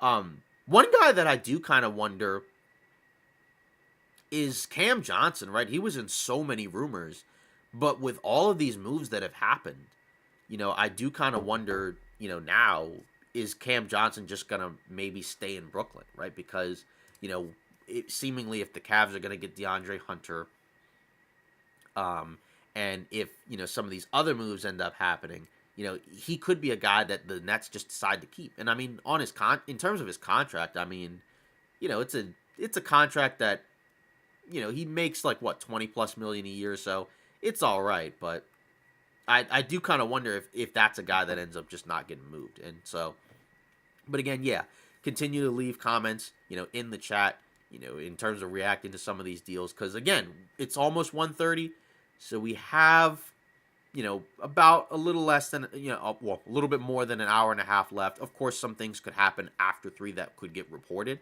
but we're kind of at a point now where, I think there are some teams that are going to continue to look to make some more deals, right? So, yeah. I mean, again, kind of like what Kevin O'Connor mentioned. I mean, you got rid of a guy that wasn't playing at all, who didn't want to be there.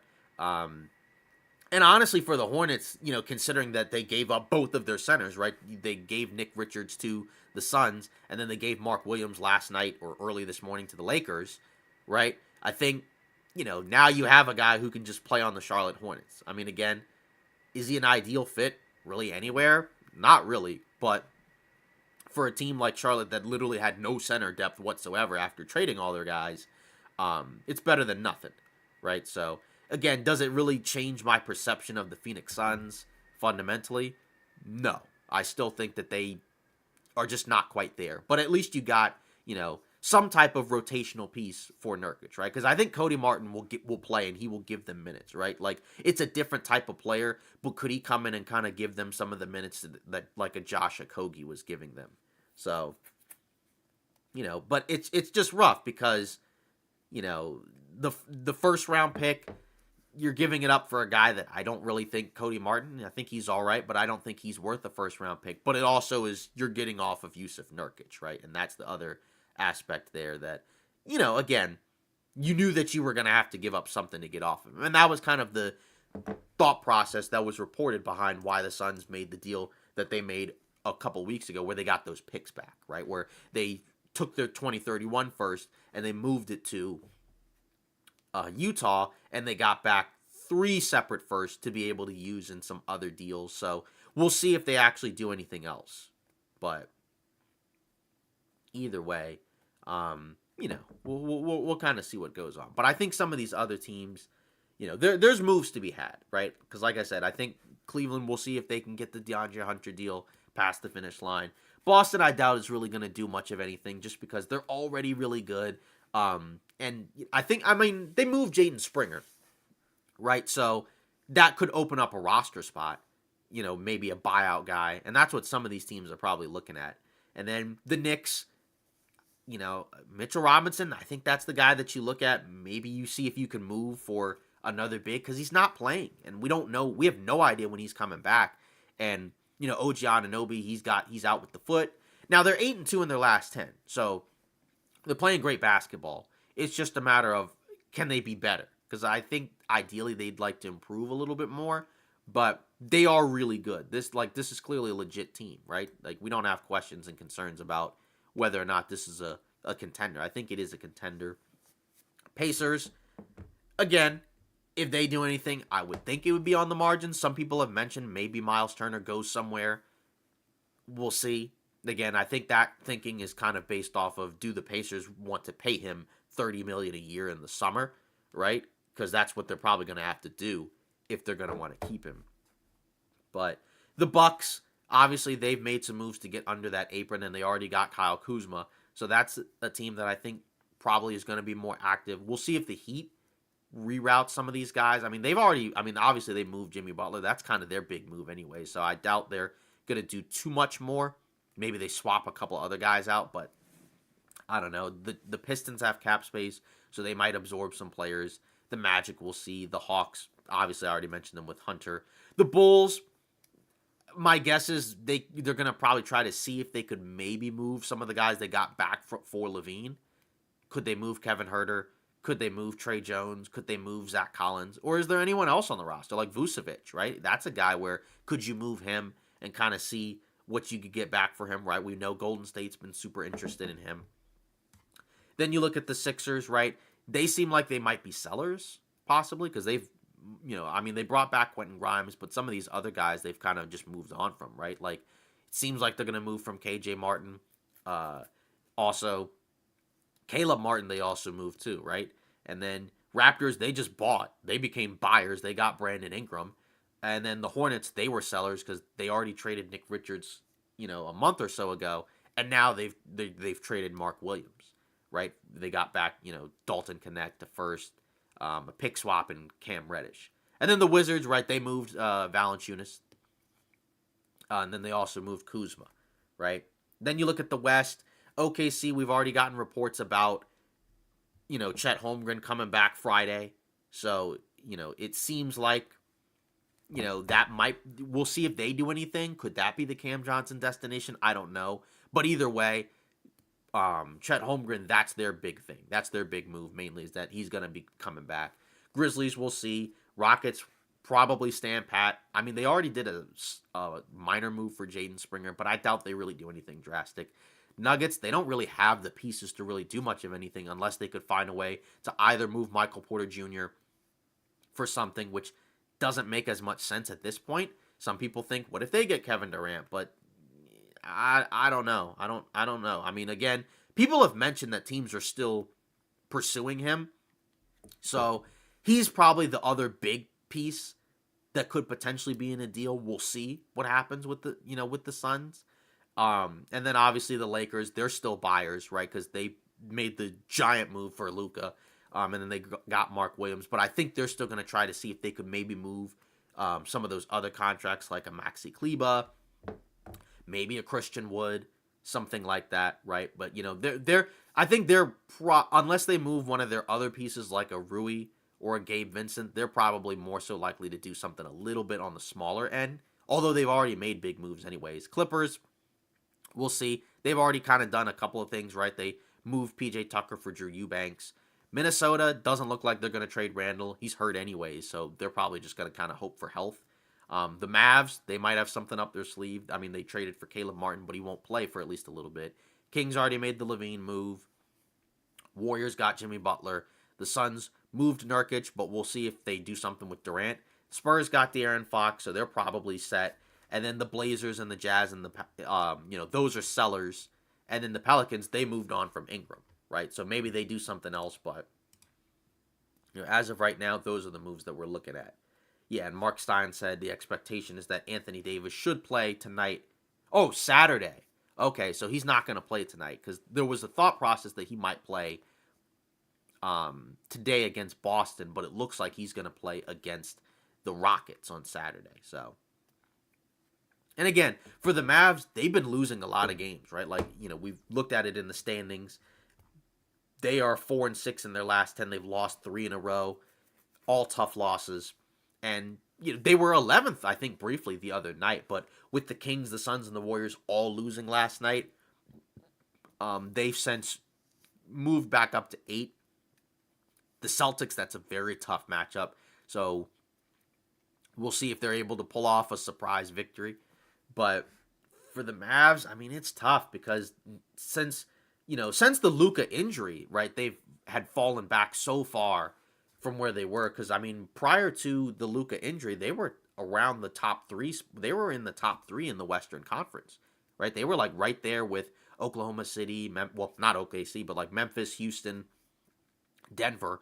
And once the Luka injury happened, everything just fell apart. And it wasn't just him, to be fair. Other guys got hurt too. PJ Washington, Klay Thompson, Kyrie Irving had the bulging disc in his back. Derek Lively fractured his foot. So they've just had a really nightmarish season anyways with all of these injuries, after, a finals run last season where it looked like they were going to build off of it, might even be better. But obviously now they've completely pivoted and now they're, looking to see what they can do with Anthony Davis, right? And Kyrie Irving. So we'll see what happens there. But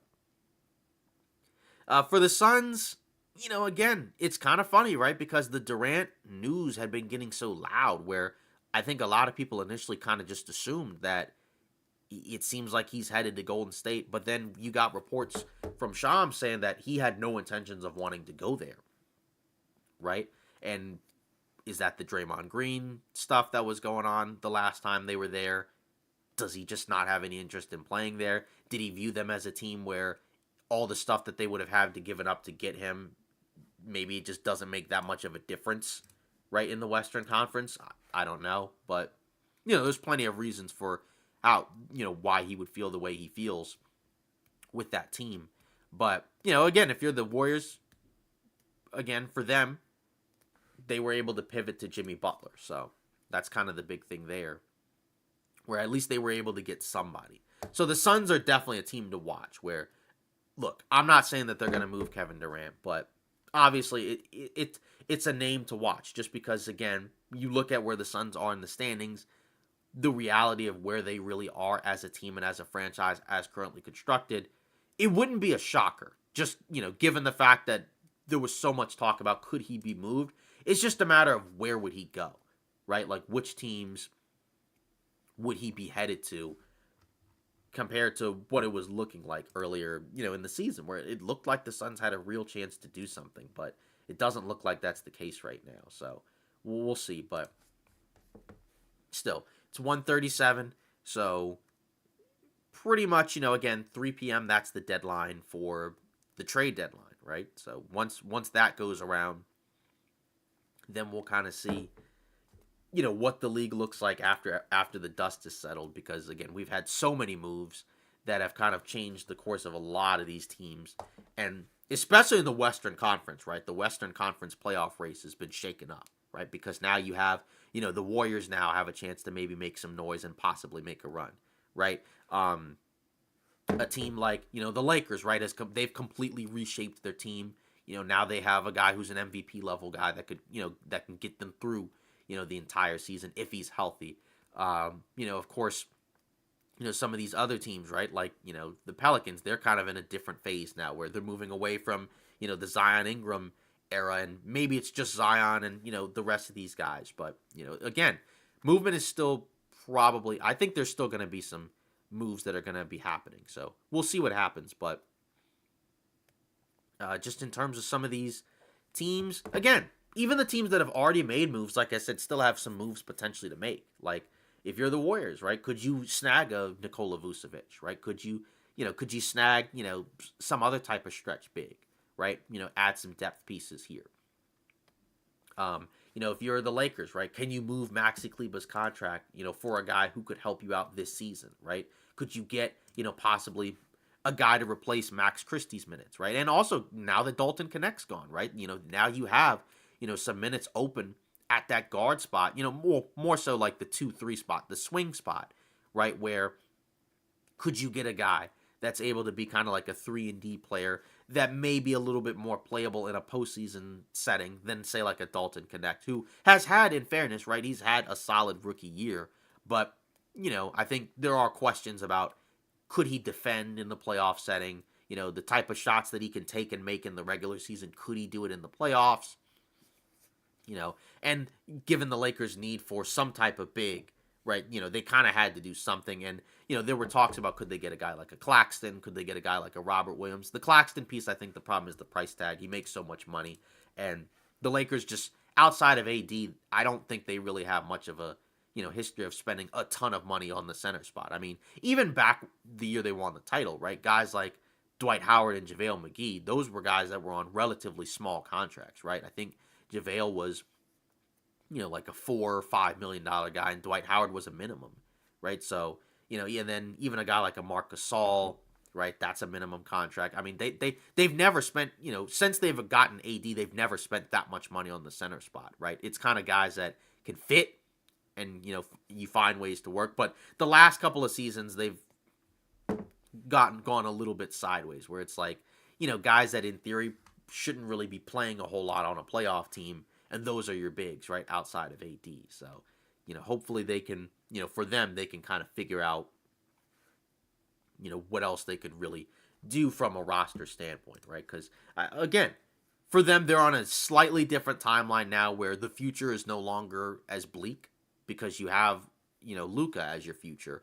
But you're still in a position now where where both he and LeBron can be guys that can help contribute to a winning team right now. It's not like Luka is, a guy that, hasn't accomplished a lot yet, right? He's a guy that is kind of ahead of the curve from that perspective. So, we'll see. But, if you're, I like I said, I am kind of curious as to what some of these other, like I said, higher seeds do, just because those teams I would think would like to do something to kind of stay ahead of the pack and not kind of just not necessarily fall behind, but all of a sudden just kind of just be stuck with everyone else, right? Like again, if the Cavs, can you pull off the DeAndre Hunter move? If you're the Knicks, can you get some type of bench depth, right? If you're OKC, could you add, could you maybe swap out guys in your rotation? Here we go. So according to Shams Charania, the Atlanta Hawks are trading for DeAndre Hunter to the Cleveland Cavaliers for Caris LeVert, Georges Niang, 3 second-round picks, and 2 swaps, right? So that's big, right? So obviously, if you're the Cavs, this is the deal that we were talking about where now you got a solid wing, right? That's a guy that, again, is he elite? Not necessarily, but he has had a great season. And he's a guy where, in theory, it's now you have a little bit of a better matchup, right? Compared to what it was before. Now with LeVert gone, that's a guy off your bench where you don't have as much, shot creation now, I guess. But I think Hunter's just a better fit on this team. Just from the perspective of he's a guy that can shoot the ball. He can give you a little bit of creation, right? Not a ton, but he's a guy that can put the ball on the floor and attack closeouts. And get some one dribble pull-ups. I think that's a big move for the Cavs, right? I think now it puts them in the sphere where I think you're a team, if you're the Cavs, I think you feel a lot better about this version of the team. And they also kept their first round pick, right? I mean, because these are just pick swaps. These aren't outright firsts, right? So I think that's huge if you're the Cavs, because you didn't really have to give up a ton, and you got back a guy that I think is just, he's better. He's better than, any of the other forwards, that you had. And again, you don't really need what Caris LeVert provides if you have DeAndre Hunter.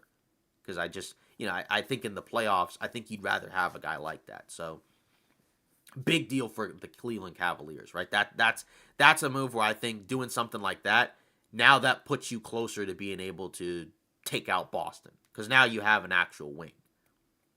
So I think, and not that and that's no disrespect to these other guys. It's just, he's more of a true wing than like a Caris LeVert, a Max Strus.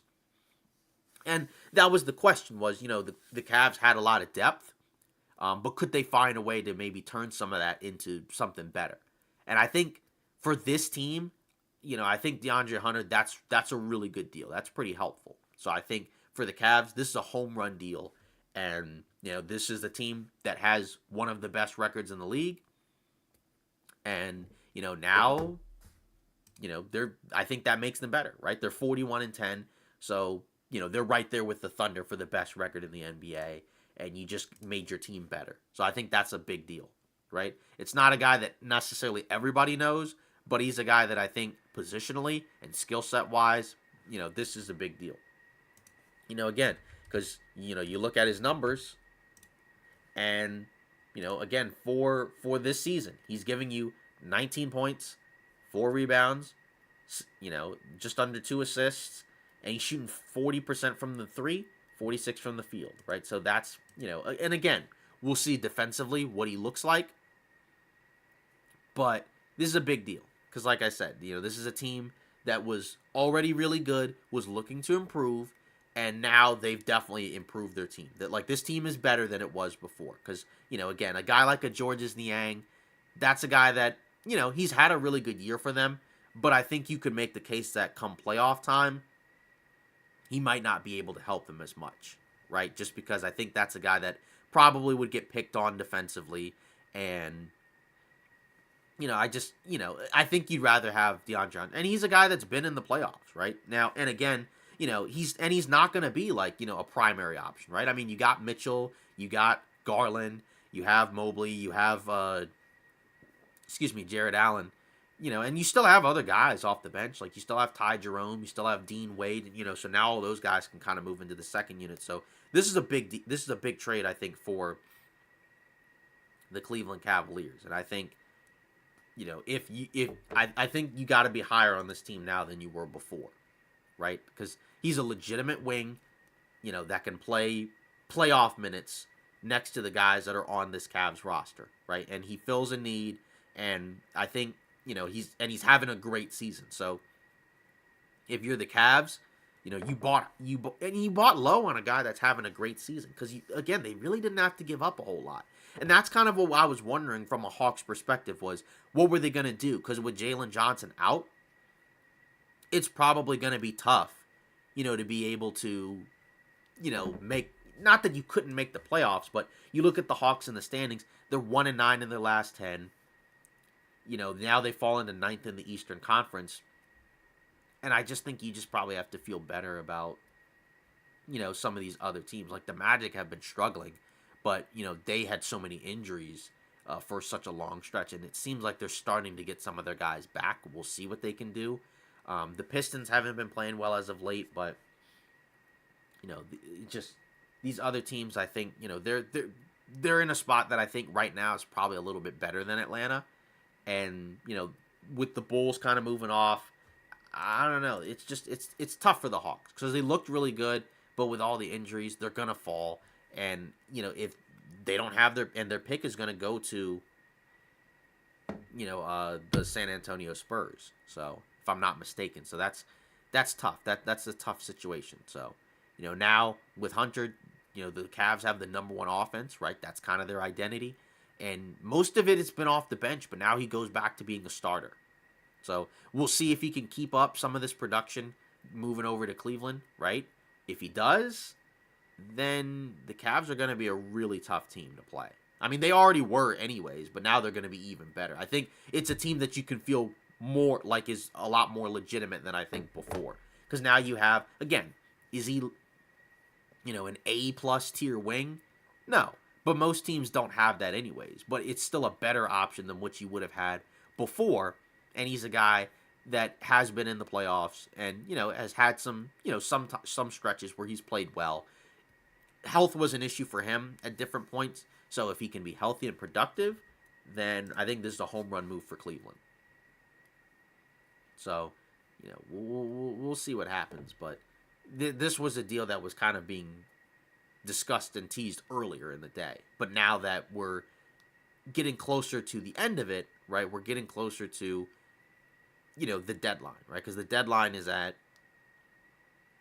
3 p.m. It's 1:48 p.m. right now, according to this time. Yeah, according to the time, it's 1:48 p.m.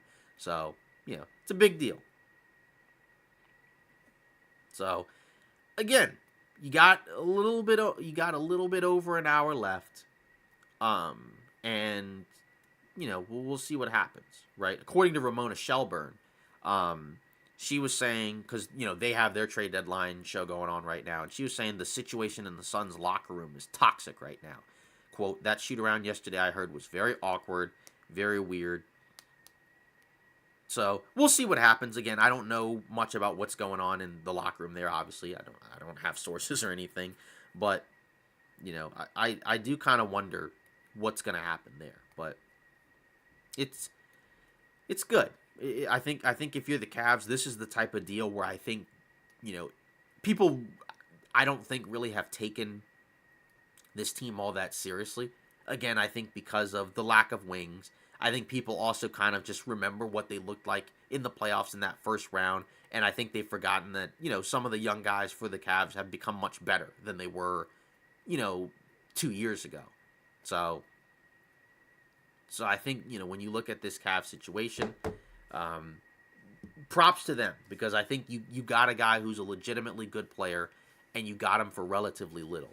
So I think, again, they're a team definitely that I think you kind of have to move towards, if you're, again, it's kind of tough to do winners and losers so early, but they're a team that I definitely think is a big winner because, again, they were already really good and you got a guy that's better than any of the guys you gave up and he should make you better, right? So I think, and again, which, according to Bobby Marks, the Cavs now have dropped below the tax threshold.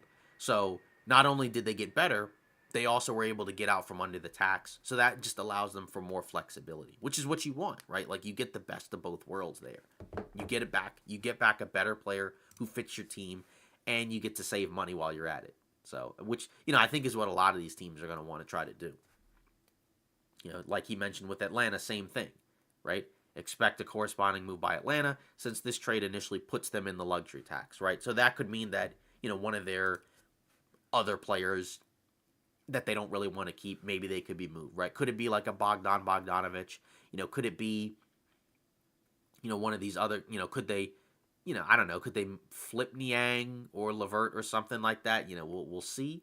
But the thing is that when you trade for a guy, you can't aggregate him into another deal. You have to move him and flip him by himself, right? So that makes some of those deals a little bit more difficult, but we'll see. So I think, yeah, and according to Keith Smith, the only trade to go official so far today was Boston trading Jaden Springer to Houston. All of the other reported deals are still being pieced together, as we've seen several times already. Many of those deals are being expanded. Busy last hour coming before the deadline. So that's a big deal. Because, with these deals being expanded, there's the possibility that, some other pieces are going to get, roped in here. So in terms of, some of these other teams, again, we can look at the Cavs have already made their big move, right? The Celtics, I don't expect them to do much, right? The Knicks we'll see, Pacers we'll see. Bucks have already made a move, but they, in theory, shouldn't limit themselves to just that. There should be another move. Heat obviously made their big move with Jimmy Butler. And then most of these other teams, I mean, the Pistons, they're probably just going to absorb and take on contracts. Magic, it doesn't seem like they're going to really do much of anything. And again, like I said, they could just say, let's just see what happens when our guys are back and healthy. Hawks, obviously, they just did something with the Cavs, but I think they're probably going to do something else, like Bobby Mark said, to move under the tax. Bulls move LaVine. Maybe they'll move Vucevic. Maybe they'll flip some of the guys they got back for LaVine. We'll see. And then, Raptors, obviously, they bought in on Ingram. The Hornets, right, obviously, they made their move to bring in Nurkic, and they moved on from Mark Williams. Wizards move Valanciunas and Kuzma. So most of these teams have already made some moves. It's just, like Keith Smith said, a lot of them aren't official because they have to, because they're probably going to expand some of these deals, right? OKC hasn't done anything, but again, Chet Holmgren's kind of the big deal for them, the big move for them. Memphis hasn't done much. Houston hasn't done anything. Denver's not really done anything. Lakers obviously made their moves. Could have another one by the end of the deadline. Clippers, they made the move for Eubanks and Patty Mills. Minnesota hasn't done anything and probably won't do much of anything. Mavs, obviously, they same deal as the Lakers, where they made a massive move, right, where they got back Anthony Davis. Kings got LaVine. Suns moved on from Nurkic. Maybe they moved Durant. We'll see what happens. And then Golden State got Butler. Spurs got Fox. And then the rest of these teams, the Pelicans moved Ingram, and the Jazz, they got Jalen Ochefino, and then the Blazers haven't really done anything. So, so now it's 1:54. We got, again, 3 p.m. is when the deadline ends, but there could always be something that comes out afterwards, right? There could always be something that comes out, 10, 15 minutes after, with the way these trades are reported. So, the deadline, I mean, again, today, I think the thing is that's a little bit tough is that so many of these deals happened, in previous days. So, obviously, there's been moves, but there hasn't really been anything. That's the big one that already, that's the big move that Golden State's already done. And they're probably going to now look to make some other moves. So, we'll see what happens there. But, and in terms of games today, again, if you didn't know, right, teams do play the day of the deadline, right? So some of these teams that are making trades may end up having to play without some of these guys. I mean, the Kings already got LaVine back, so they don't have to worry about anything. And then most of these other teams really haven't made any trades. I mean, obviously the Mavs had AD, but he's not going to play today, right? He's supposed to play on Saturday, but, Max Christie will play.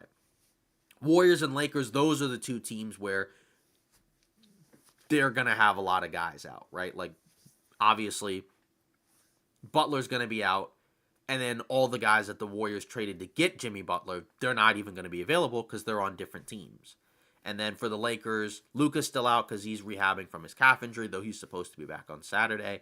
And then Mark Williams I don't think that deal's been finalized. If I'm not, I don't think it has been. So and either way, he's not going to be able to play today, regardless. So we'll see. And then so because that happened yesterday, right? Because yesterday you had the Warriors, right? They had their game where guys went back into the locker room right before the game started, and then that kind of let everybody know, all right, a deal's happening.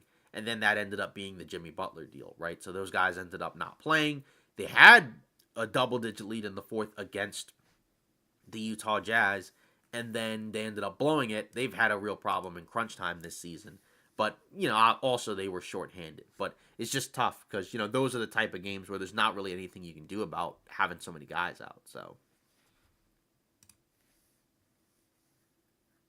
right. But just in terms of some moves that are left, I mean, the Hunter Cavs one, right? That one had legs to it earlier when we first started this stream, right? So that was a deal that had kind of already been discussed as possibly being able to happen. But most of these other moves, we don't really know too much about them just yet. So that's kind of what I'm wondering.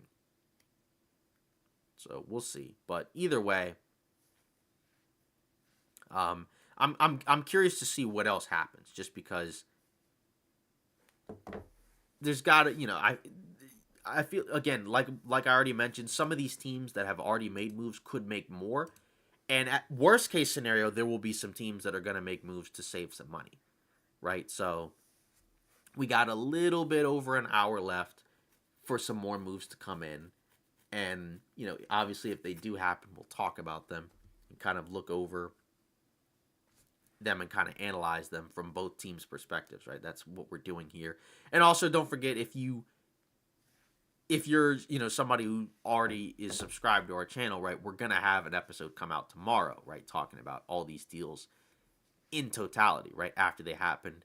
And instead of an instant reaction like this, right, it'll be more so just kind of our more reserved thoughts and analysis, since it'll have been hours since those deals have happened, right? But in real time, obviously, this is always kind of fun to do. We've been doing this for a little while now, right? Obviously, this time it's a solo one, but just shout out to people who come, because the last live stream we did with the after the Luka trade, right? We had a lot of people in there, because obviously everybody was super shocked about what happened, and it's always nice to have those type of conversations. This is a different one, right? Just because the setup and the style is different, but either way, we'll see what happens here, right? Because it's 1:59, so we have a little bit less than an hour. So I feel like there's probably going to be some team that's going to pull off something with the Durant situation. I don't know, because again, all the reports have suggested that Durant has not asked to trade or asked for a trade. But just given everything that's happened in Phoenix, I just kind of wonder what's going on, right? Because obviously the Nurkic situation, it is what it is, right? But it didn't sound good, right? Because obviously he had stopped speaking to, him and Coach Bud apparently hadn't spoken in months, right? But it's just tough because when you look at the Suns situation, they went from looking like a real legitimate contender earlier this season, and a lot of people were high on them last year, right? So I think it's just kind of surprising at how badly this Suns situation has been fumbled, and some of it I think goes back to obviously the Beal trade was a mistake. He just doesn't fit with those guys, and it's just very difficult to build around a big three. It's too difficult because the guys, I think, more importantly now than in previous eras, they got to fit more. Then they also have to be healthy, right? So can they all, and if they all miss more than, 10, 15 games, 20 games, it's kind of tough. And it's weird because this season it seems like those guys have been a little bit healthier than they were last year, and they've still been struggling. And I think that's the obvious key where now we can definitively say, yeah, that team is just not good enough, and they're probably going to have to do something a little bit more significant than just trading Yusuf Nurkic for Cody Martin and Micic, right? They're going to have to do a little bit more than that. But what else can they really do? Are they going to move a guy like a Grayson Allen? Are they going to move a guy like a Royce O'Neal? The rookies, I doubt they move them. Those guys, when they have played, have been productive, but they're also rookies. So we'll see what happens. But just not a whole lot of positivity coming from the Phoenix Suns right now. And again, that's disappointing. So because that was a team that I think everybody had at least some level of hype about. Even if you didn't actually believe in their ability to win, I think you at least kind of thought like they'd be good, right? And last year, like they won almost 50 games, and I think that was kind of the hope, right? Where you had some level of optimism about, well, you know, they won almost 50 games last season despite all the injuries. Maybe they add some guys and kind of go from there, but it just hasn't worked. So that's where it wouldn't surprise me at this point if Kevin Durant was moved. It's just a matter of where would he actually go, and that's where it could just be a summer thing, right? They could just not do anything, and then in the summer they kind of revisit the conversations and then go from there. Because I just don't think this is going to work. I think it's pretty clear that it's not going to be successful, and I don't see a version of this that is successful. And if he can't move Beal, I mean that's the guy that makes a ton of money. That's the guy that makes $50 million. So if that's the case, I don't know. I don't really see what you can do about that. So we'll see. But yeah, I mean, like I said, I think I've been pretty impressed by what most of these teams have been able to do at the deadline. There's a couple ones that are a little like the Raptors one is weird, but I at least understand the thought process of get a good player at a low cost. So I can understand that. It is something that I think is kind of strange, but you look at the Raptors, right? They're a team that doesn't really get free agents. So it kind of makes sense that if you don't get a whole lot of free agents, could you find a guy that possibly, at the deadline,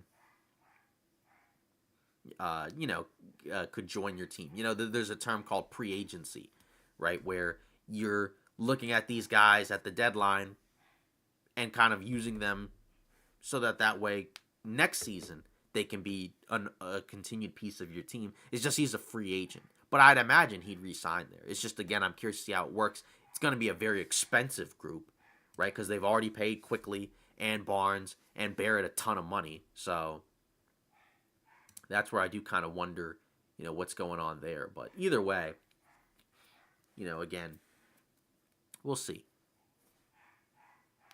But you look around and, in terms of the players that are left, we can go on Spotrac and we can kind of see, the players that are, kind of just waiting around on some of these other teams, right? So we can take a look at the Blazers roster and some of these other rosters and just kind of see which guys could have the potential to be moved. Because, again, the main guys that are going to, the teams are going to probably poach are from some of these bad teams, right? Obviously, you want to look at the Pelicans, too. And then, we can look at the Bucks roster, Lakers roster, and kind of see what else we can kind of make from there. I'm not trying to make a 7-team trade. It's just we're looking at the rosters right now, right? So if you look at a team like the Blazers, again, you got guys like maybe, again, Jeremy Grant, I don't think he gets moved. I just don't think anybody wants that contract. Simons, his contract isn't bad. I don't really see him getting really moved either. Ayton, kind of a similar reason as Grant, although he's been playing better as of late. I just don't think anybody's going to spend $34 million on him. Avdia's been playing well, so they probably don't even want to trade him. Williams, that's a guy that could get moved. It's just the thing is, it seems like the asking price that they want for him is a first, and I just don't know if a team's going to be willing to do that given his injury history, right? Now you could say, well, Mark Williams, right, has an injury history, right? And the Lakers gave up, a first round pick and a swap and a guy that they drafted in the first round for him, and that's fair. But Williams has had an even worse injury history. Robert Williams has had an even more tough injury history, right? He's been around a little bit longer, right? So he's older, but he's 27 compared to what Mark Williams is 23. But Robert Williams III is just he's had even more serious injuries, right? He's had a lot of surgeries, He's not played more, I think, than like maybe 40, 50 games in a long time. So, and but his contract is pretty reasonable. So, if a team, it really depends on, is Portland going to be in a situation where well, no. It really depends on if these teams, as we get closer to that deadline, are they going to budge off their asking prices? Because if they're not, then he probably just isn't going to get moved. Because I just don't see a team giving up, especially an unprotected first. I don't see any team doing that for Robert Williams. But could a team, do that, for someone else? I don't know. That's kind of the problem there. But Matisse Thybulle, he's not even really played. I think he's been hurt almost all year. That's a guy where I think if he was actually healthy, he could help a team because, he's a really good defender. The problem is he's such a limited offensive player. He's 27, so he's at a point where that's probably not going to improve. So it's kind of a tough fit, I think, on a lot of teams. Like, it's a team that would have to have already a lot of offense in place to where you can feel okay about having a guy that nobody's going to guard, right? Unless he just kind of comes out and just starts hitting threes. But he's played such little basketball as of late that I just, I don't see a team really feeling good about taking a chance on him. I mean, we can look at his numbers as well. And, if we look at his numbers, I mean, this season, right? You look at his shooting splits, under 40 from the field, 35 from three. I mean, and again, you could say that it's just because he's hurt. Because if you look at the season before, he was at, or 22-23, right? So the couple of seasons before, he was at 39%, right? Because he was playing for Philly, he was traded to Portland, and he shot well from three. And then last year, okay, so he hadn't even played at all then, essentially, right? Because he doesn't have any 24-25 stats. So that's the problem. He's not played one game this season. And when we last saw him, he just hasn't been available, right? So he played 65 games last season, but that's the problem. So this is kind of his first really injury-riddled season, and nobody seems to have any information about when he's coming back, if he even comes back. So that's the part where I just think that's a little too much of a gamble there. But if you knew that he was going to come back at some point pretty soon, you could gamble on it, but I don't know. That's one where I think that might be a tough one. And then, obviously, they're not going to give up any of these young guys. Duop Reith, minimum contract center. But other than that, I feel like if it's not Robert Williams, I don't think any of these guys really get moved. And then you look at Utah. Kessler, they've already kind of stated that it seems like he's probably not going to go anywhere. None of their young guys are going to move. I don't think they can really even move at this point, John. Maybe, but the teams that were seemingly interested in him, they've already made their moves, right? Like Zach LaVine. Sacramento was interested, but they got LaVine. So they're not going to get John Collins at this point. Could he be rerouted to some other random team? Maybe, but I think he's probably just going to stay there, right? Big guy, who's had a really good year for Utah. Colin Sexton. Lauri Markkanen, obviously, he can't get moved. He's trade restricted because he signed that extension right after the deadline, like a year ago? In the summer last year, right? So that's the tough part there. And he's not had a great season anyways, but still. Jordan Clarkson, he could be a guy on a playoff team maybe that comes off the bench and scores, and he doesn't really make a lot, but he may, again, like, the problem is that if the asking prices for some of these guys are too high, they're not going to go anywhere. Because if I'm another team, why would I want to give up a first or more for a guy like a Jordan Clarkson? I just don't think that makes a lot of sense. Dennis Schroeder, Mark Spears said he's not probably going to stay in Utah long term, so my guess is either they find a way to flip him and reroute him, or maybe they buy him out. Now, given the new CBA with the buyout rules, there are certain teams that he can't go to if they're, I think, a first apron team or second apron team. I don't think he can go there because he makes more than the mid-level exception. It's like 12-ish million or so. And then after that, none of these other guys, like, I just don't think they're going anywhere. New Orleans, obviously, they made the move with Ingram, right? So he's out. And it looks like Spotrac already updated. Yeah, so they've already updated this. I know the trade isn't official yet, but you look at the rest of the roster. McCollum, does he go anywhere? Probably not. Obviously, DeJounte Murray, he's hurt. His season is over, so he's not even playing. And then Herb Jones, I think his season is over too, right? He had a shoulder surgery, if I'm not mistaken.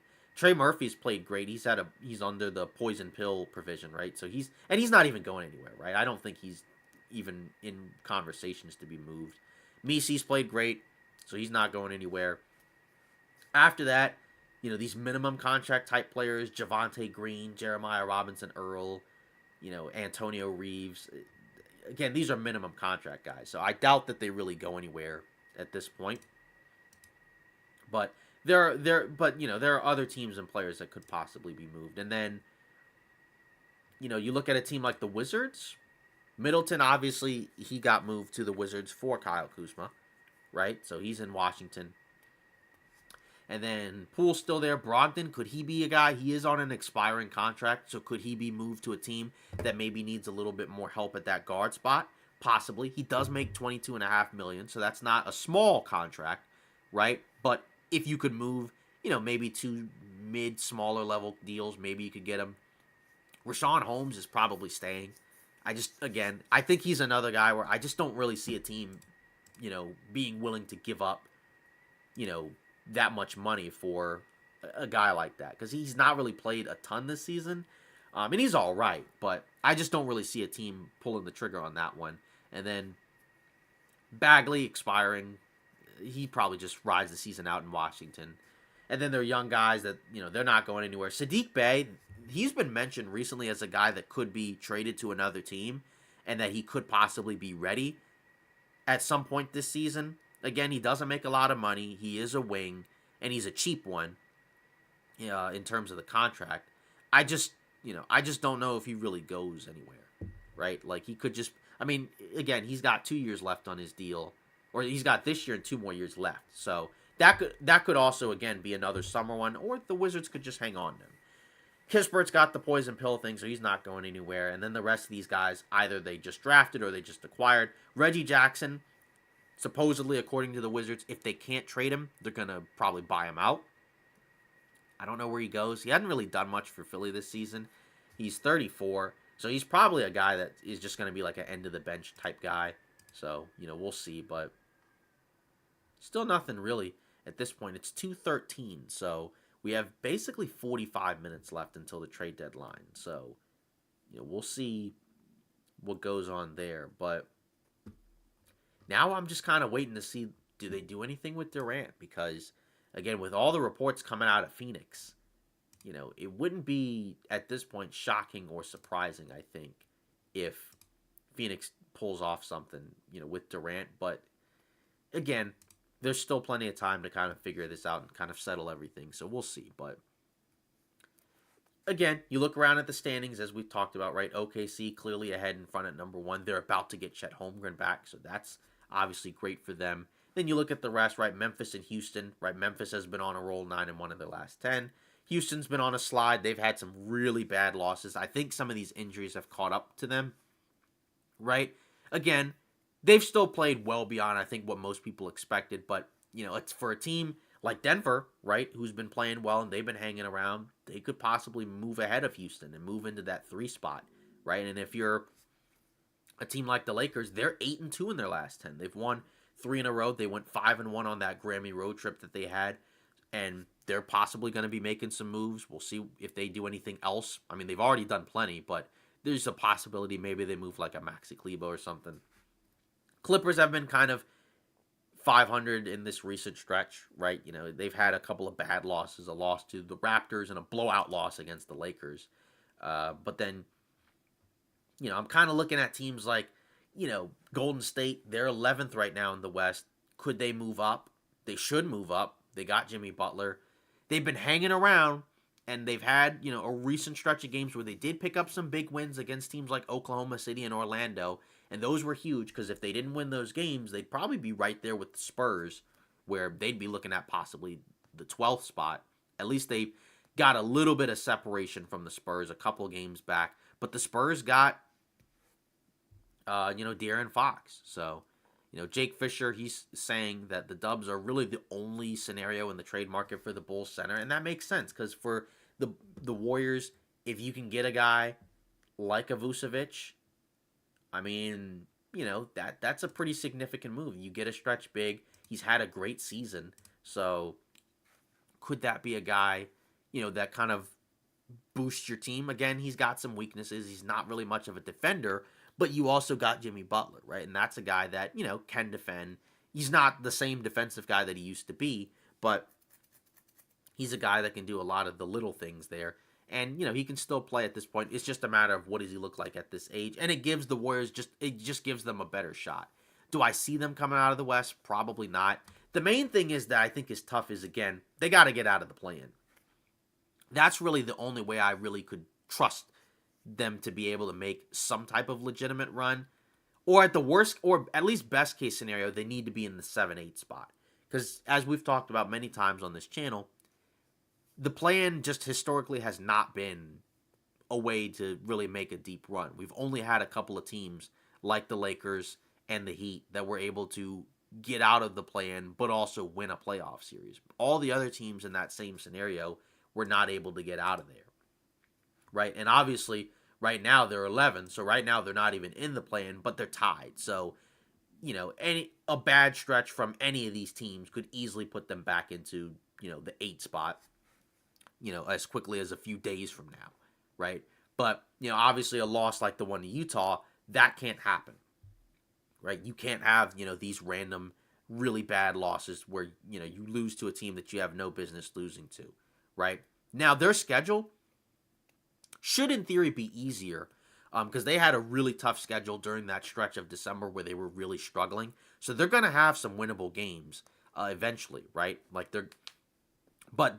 again, it's the Western Conference, so you can only have but so easy of a schedule in the West, right? Like they're still going to have to play teams like the Lakers, teams like the Mavs, who could still be a tough matchup, teams like the Rockets, the Bucks, the Nuggets, the Knicks, uh, the Spurs, the Grizzlies, Philly, right? So they still have some tough matchups, but there's a world where they are better, I think, than they were before. They were able to keep Kuminga. He should be on his way back.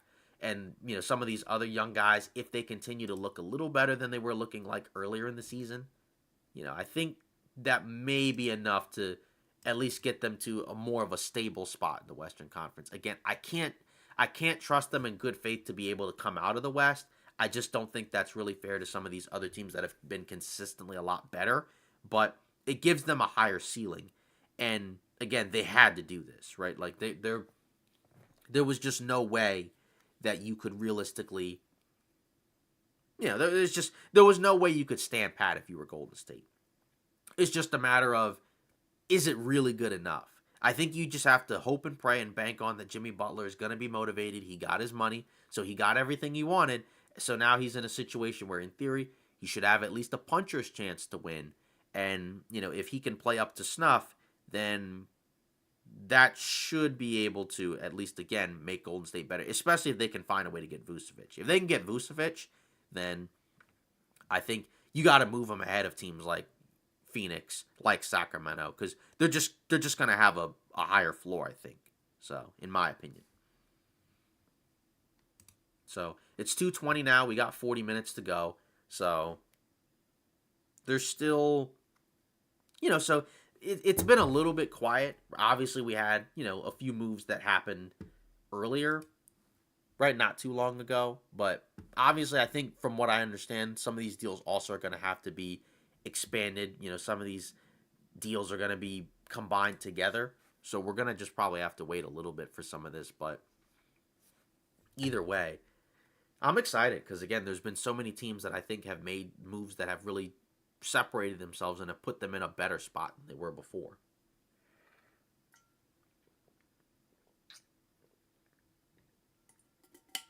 So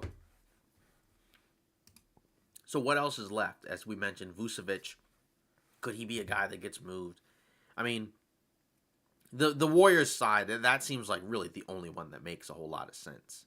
So maybe he goes somewhere, but it seems all right. So we got looks like we got something from the Clippers from Shams Charania. It looks like Los Angeles Clippers are trading Terrence Mann and Bones Highland to the Atlanta Hawks for Bogdan Bogdanovic in 3 seconds. So, so this is a deal that Mann these two guys, Terrence Mann and Bones Highland, they were pretty much out of the rotation for the Clippers. So, so I think from that perspective, we'll see.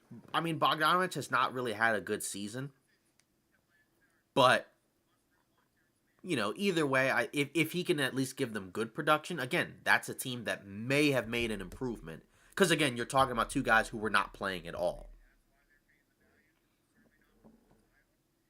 So let me think. So really, to be honest, yeah, Bones Highland wasn't even really like much of a factor for them, anyways, right? Like he wasn't even really playing.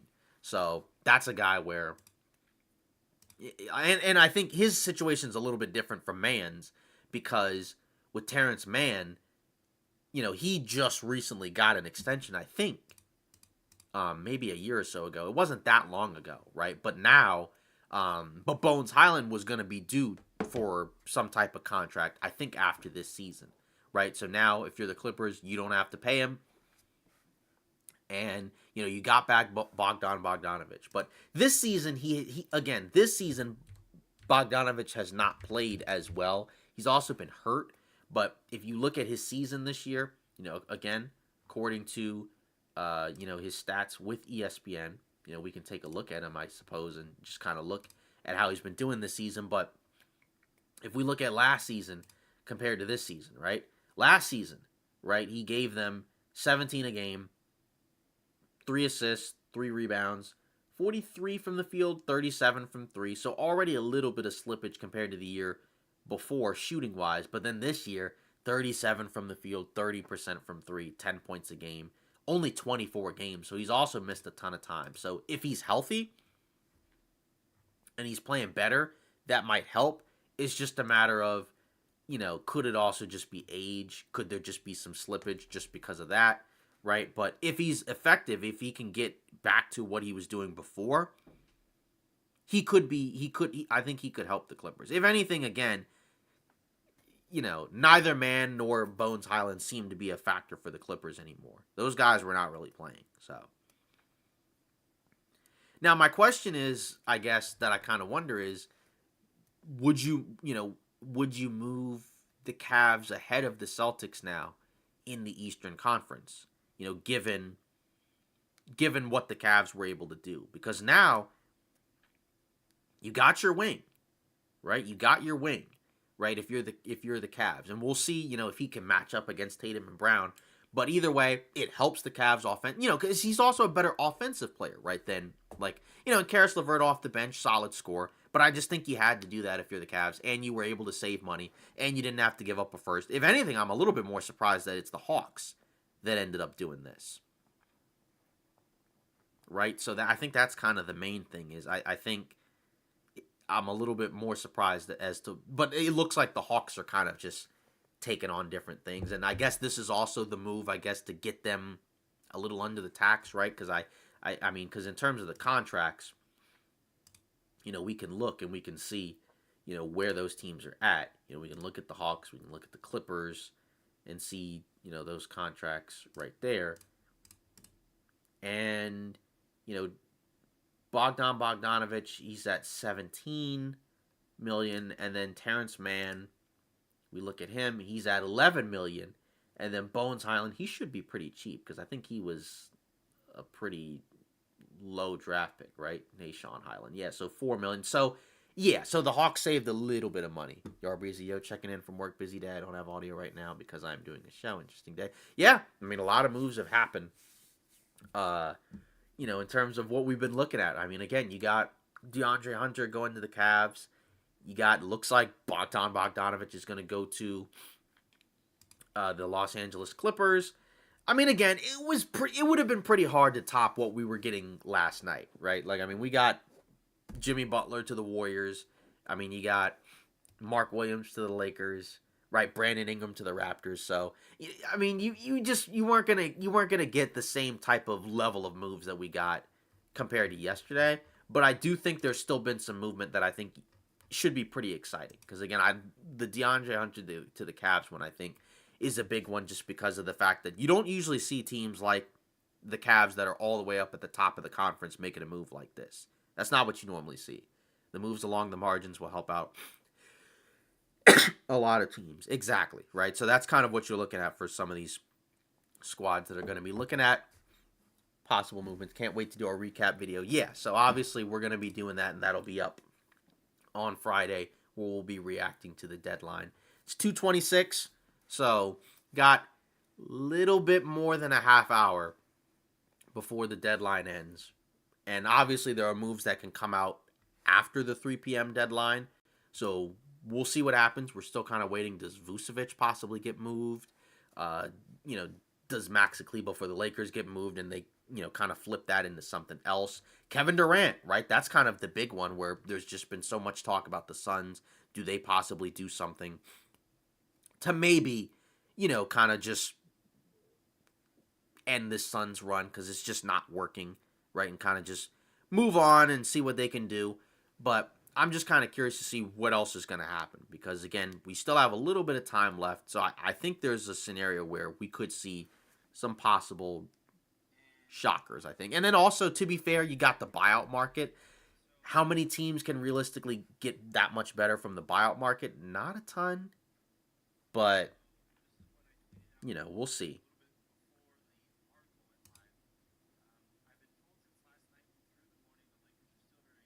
But I think a lot of these teams are still going to be active.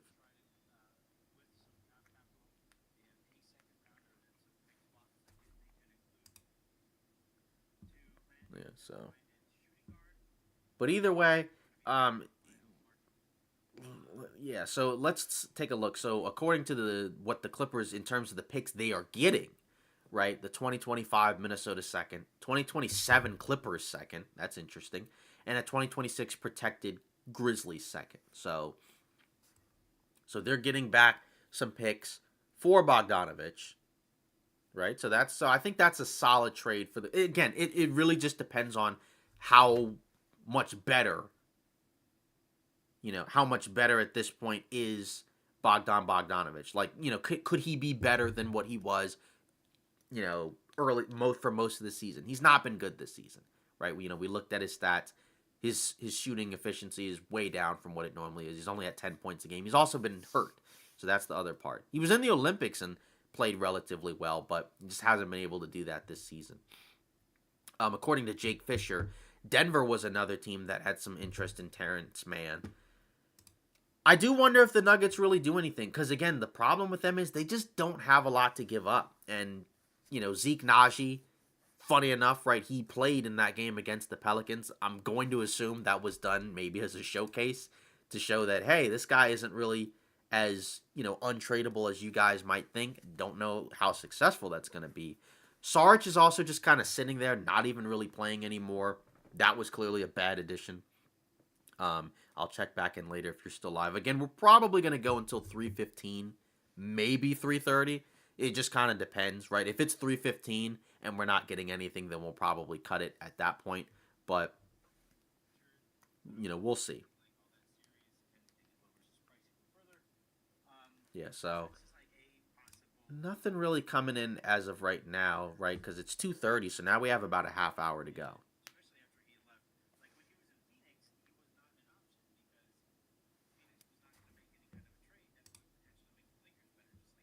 So let's see what's going on.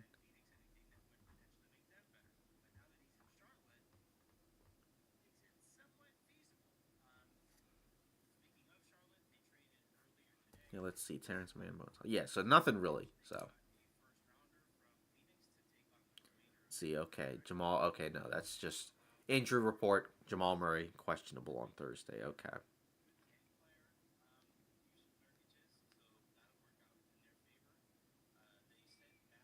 Yeah, because I forgot. Now that you're in the afternoon, you're probably going to start to get some of these injury reports for some of these teams that are going to have games coming up relatively soon.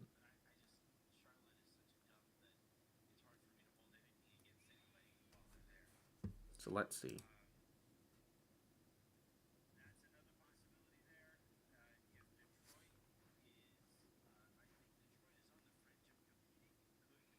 So at this point, I mean, uh, at this point, I mean, there's not a whole lot going on in terms of reporting. Again, we're still kind of waiting and holding out to see maybe if there's other moves that could possibly happen. Because again, there's still moves to be made. It's just a matter of, so according to John Gambadoro, right? So that's a guy that that's a guy for the Suns that's pretty much in the trenches. He's been with them a long time. He covers them. He believes that the Suns' trade of Yusuf Nurkic is likely the only trade they will make today.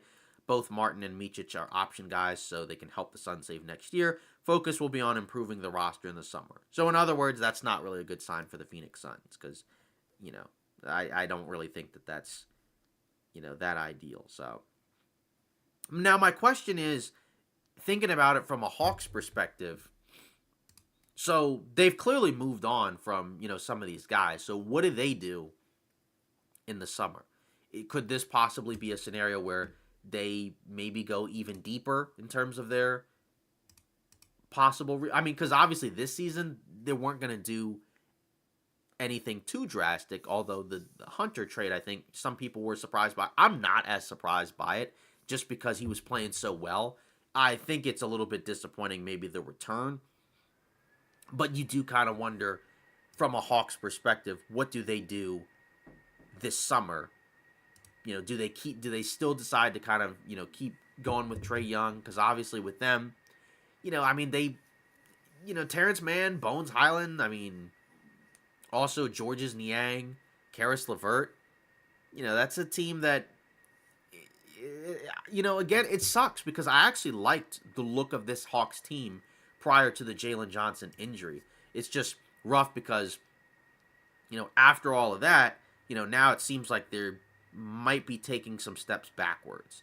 So that's where I'm a little bit confused as to some of what they're doing. I mean, they didn't get back any first. They gave up seconds to get off of Bogdan Bogdanovic, I guess, but bringing in Terrence Mann and Bones Highland, who weren't even playing for the Clippers. So that's the part where I'm a little bit confused as to what's going on with the Hawks. But again, they also don't have their first.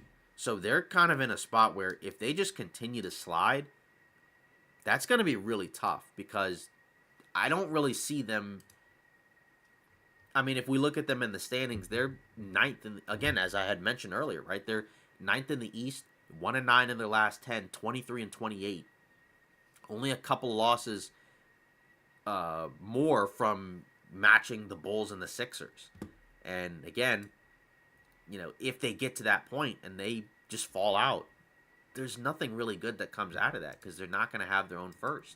So I just don't really know realistically what a good what that's going to look like. Again, the Jalen Johnson injury kind of messes everything up. And again, part of that is because he's so good, but then now moving on from some of these other guys that could have possibly kept them afloat. Now it's starting to look kind of rough. So I just, I don't really know where you really go from there if you're the Hawks. But from the Clippers' perspective, again, if Bogdanovic can play and be good for them, that can help. But we'll see. So moving on, again, I guess, we've kind of already earlier talked about a lot of the moves from the last few days, but again, just in terms of what else could really be done, I mean, like I said, could the Bulls move Vucevic? Could the Warriors possibly make a run at him? I mean, again, there's not as much time left, so that's kind of the question that I kind of do wonder in terms of what's going on. So now, I mean, the timeline right now is pretty quiet, right? So I mean, again, there's still time left to make a move, but time's starting to kind of run out for some of these teams. But Yeah, and then Jake Fisher has kind of come in and he's also said he thinks that the Suns are done making moves. So if that's the case, we can probably kind of scratch Durant off the list in terms of getting moved. Like it, or I guess put the X over it. It seems like he's probably not going anywhere. And again, I think if the Suns do blow it up in the summer, there will probably be better moves in the offseason, right? Where it probably doesn't really make a whole lot of sense. But I don't know, dude. I'm a little surprised that that I don't. I mean, I'm a little surprised at the way that some of these guys, it just feels like are just getting dumped, to other teams. I mean, even with the Ingram piece, I mean, again, you're talking about Bruce Brown and Kelly Olynyk, who are solid players, but I don't know. Some of these are a little bit surprising to me, just in terms of the limited amount of assets that some of these teams are getting. I mean, some of them, I mean, I guess you can't really complain. Like, if you're the Hornets, you did get Dalton Connect, and you got a future first, and you got a pick swap. So, that's solid, but, we'll see. But in terms of the Heat, like I mentioned earlier, I do think that they did solid in terms of they obviously moving on from Butler. But I like some of the pickups that they made. I like the pickup of Wiggins. I like the pickup of Davion Mitchell if he can give them something. And then I guess they got back Kyle Anderson, right? Because I think he was supposed to be headed to the Raptors, but he ended up not going there. And maybe that's kind of what happened. But that Sun situation is just really tough. I mean, it's looking pretty rough for them, especially again if they don't do anything else, and all it is just they gave up, they gave up that 2031 first just so they could move Nurkic. I don't know. That's pretty bad, I would say. Philadelphia, do they do anything? I mean, I guess they got back Quentin Grimes, which is nice, and you got him back. You got him back for a guy that is probably, we don't know when he's coming back.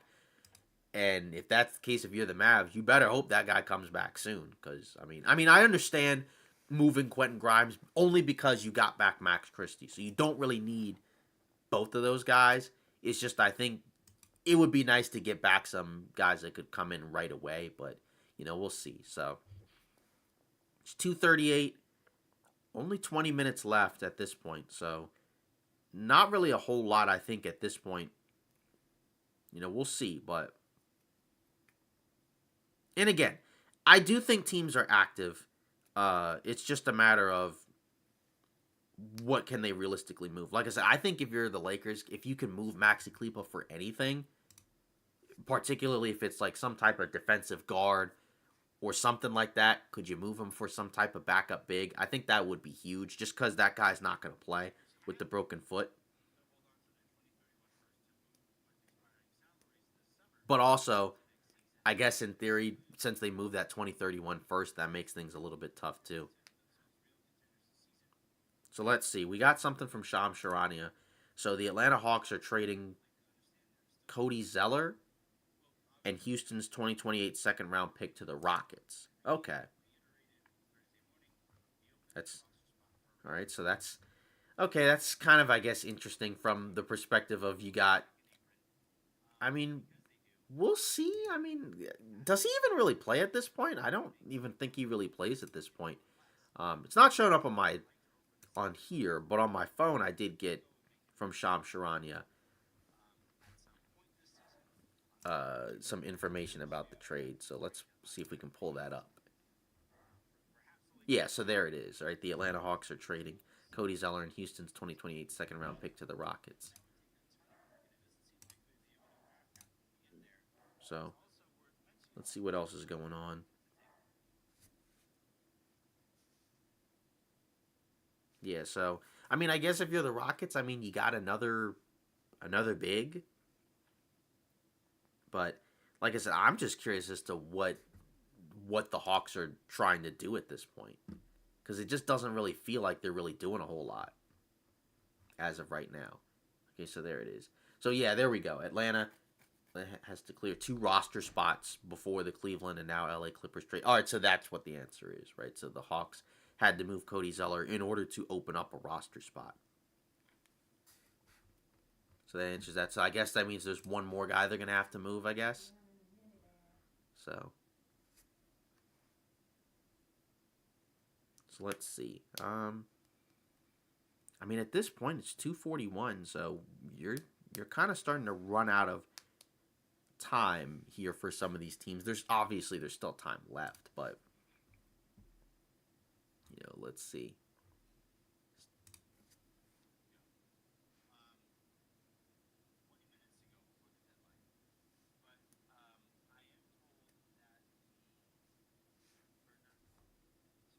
Let's see.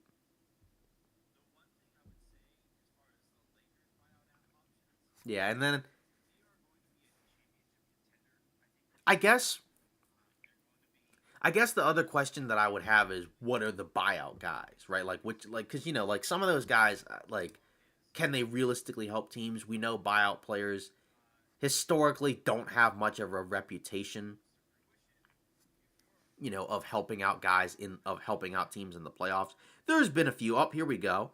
So Dennis Schroeder to be rerouted to the Pistons as part of the Jimmy Butler deal. So there we go. So that's according to it says underdog. So yeah, so there we go. So I'm not sure which person that's coming from because they didn't mention it. But Dennis Schroeder going to the Pistons. So that's solid. I mean, that's a backup point guard, that can help maybe stabilize some of Detroit's offense. I mean, it's better than, what they had before. Yeah, so this is coming from, let's see, Freep Sports, right? So they're part of the Detroit Free Press. Sources tell that Dennis Schroeder will end up with the Pistons as part of the massive Jimmy Butler deal. So that deal is still not even official yet, but they're just kind of putting all these pieces into one big trade, right? So, because, that's wild, right? Because, I mean, he went from, Golden State to, Miami and then Utah and now over to Detroit. So I think if you're Detroit, that's solid because again you're getting back a backup guard.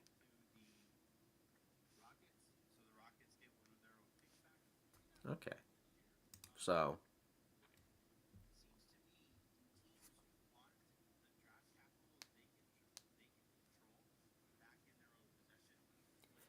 yeah, and it's kind of interesting because if you look at a lot of these trades, there's also kind of been the factor of like a lot of these teams are getting some of their picks back. Like we mentioned with LaVine, they got their first back for LaVine, right?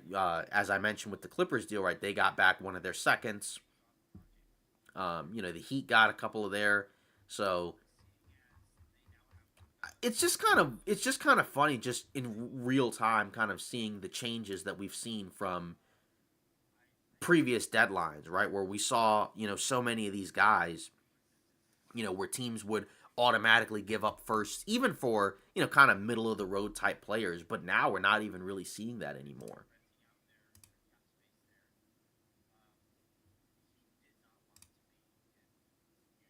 And I think if you're Dennis Schroeder, right, I think, yeah, you'd rather be in Detroit than Utah. I mean, for sure, because you'll be, at least you'll be competing for something, right? Not for a title, but at the very least, you'll probably be competing for a playoff spot, play in spot.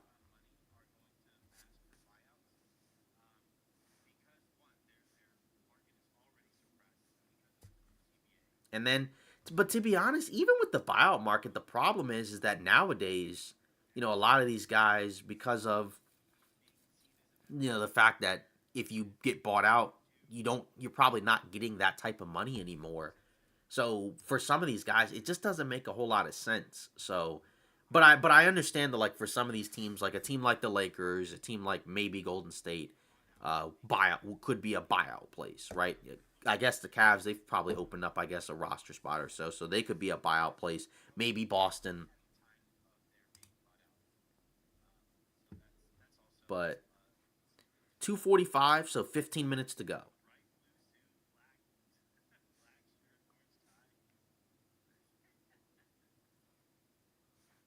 So could there be anything else on the way from some of these other teams? Because again, You don't. The only the only time that you kind of know it's done for sure is once they start saying, once you start hearing reports, that are coming out where teams are saying, oh, we're not going to do any more moves, right? So once you, like, we've already heard that from Phoenix.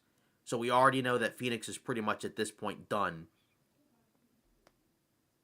in regards to make a move. So Chris Haynes says the Pistons plan to keep Dennis Schroeder. So he's not going to, but I mean, that makes sense, right? That one was kind of obvious.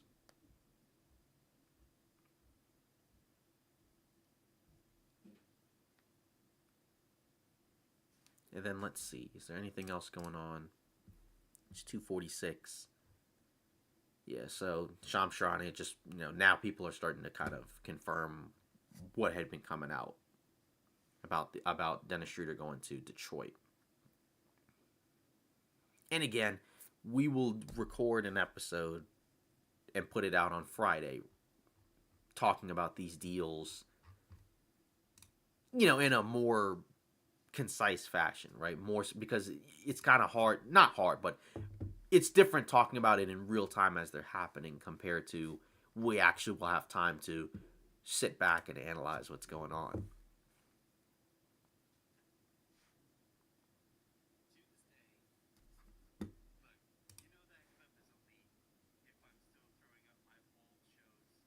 So let's see. So yeah, so Schroeder's going to be. I'm curious to see what that final deal looks like because I mean, people there's I mean that thing first happened was first announced yesterday, and they're still adding on to it.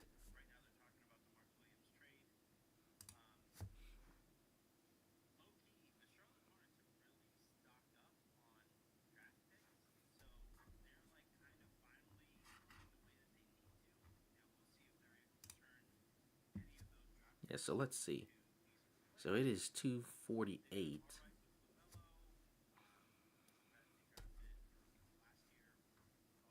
We're still kind of hanging on. So 12 minutes left. And again, there could be stuff that will come out after 3, but probably within the next 5 probably within the next 5 to 10 minutes we're going to start hearing stuff from some teams that they're done and that they're probably not really going to do anything else.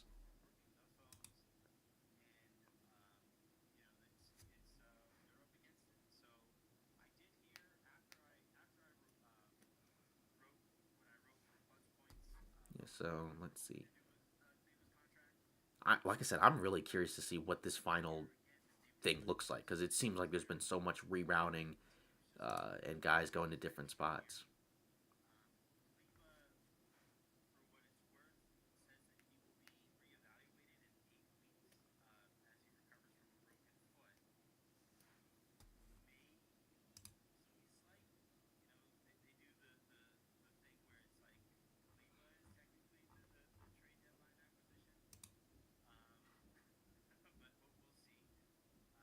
Yeah, and if you're the Lakers, I do kind of wonder if Maxi Kleber just stays put because he may just be a contract that's tough to move. He's not an expiring. He's got 2 years left.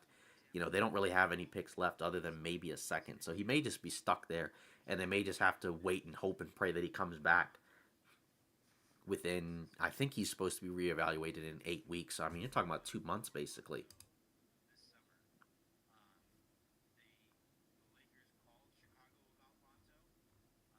So, oh yeah, and then I hadn't even mentioned yesterday, the other thing that came out, of course, with the Butler's news was the Lonzo Ball got a 2-year, $20 million extension. So at least so obviously that takes away him being moved.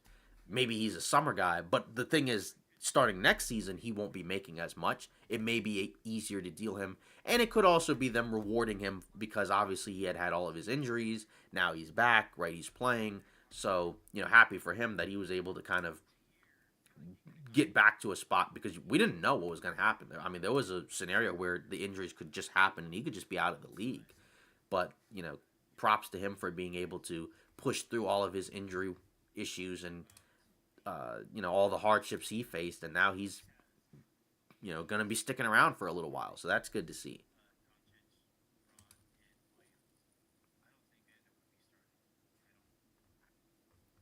So now it's 250. So we got 10 minutes left now.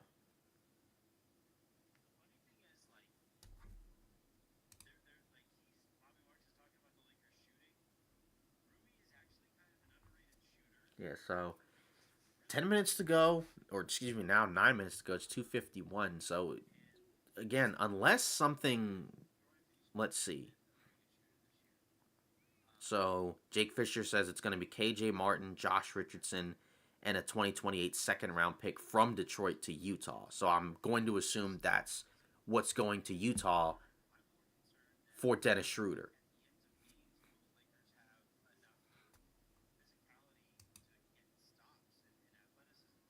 So, so I mean, I mean, the Jimmy Butler deal, that's kind of wild how teams were able to kind of get all these pieces roped together and uh, rerouted from one spot to the next so that way they can kind of get everything that they want.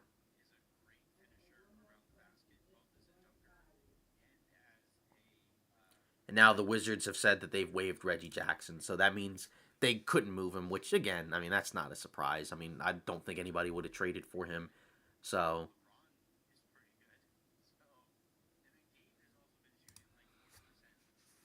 I mean, I don't think at this point anybody would have traded for Reggie Jackson. Like, if you're Detroit, you'd rather have Dennis Schroeder. He's better than Reggie Jackson at this point.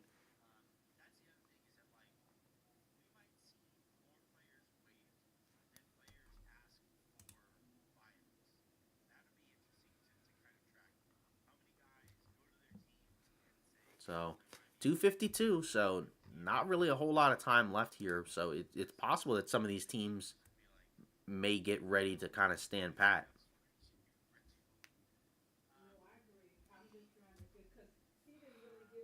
So, let's see.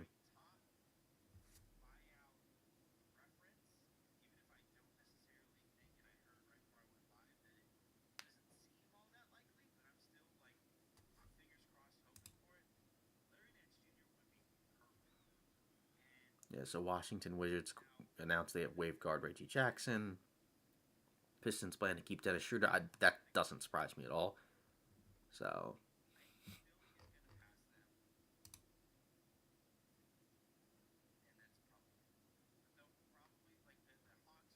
253.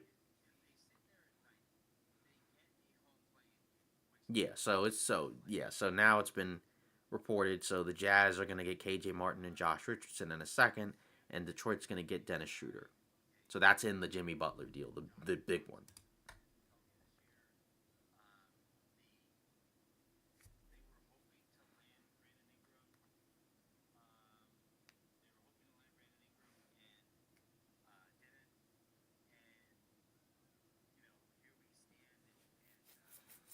So 254, basically 5 minutes to go.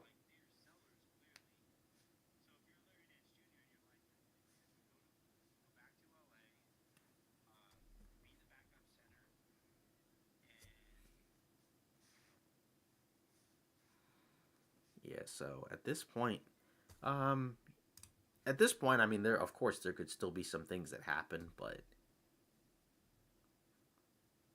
that's funny. Bob Myers accidentally leaked that the Grizzlies were trying to get Kevin Durant on live TV. That's pretty funny. And that was a team I think a while back. I think when he first asked out from Brooklyn, I think that was a team that had been reported to have interest in him, but they didn't want to give up any of their core guys. Like they didn't want to give up Desmond Bain. They didn't want to give up, you know, Jackson Jr. Obviously, they weren't going to give up Ja. So that's kind of funny.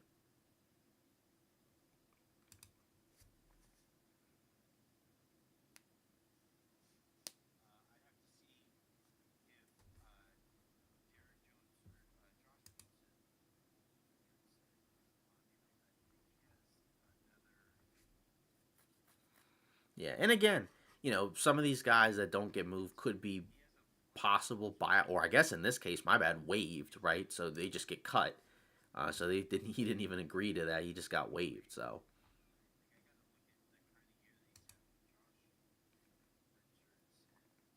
let's see. Oh, here we go. The Memphis Grizzlies are trading Marcus Smart and a 2025 first round pick to the Washington Wizards in a multi-team trade that sends two second round picks to Memphis. Sources tell ESPN Memphis. Okay. Well, that's unexpected.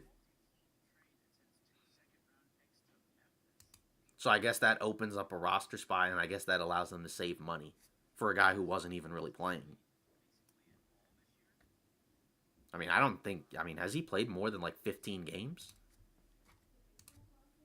Let's see.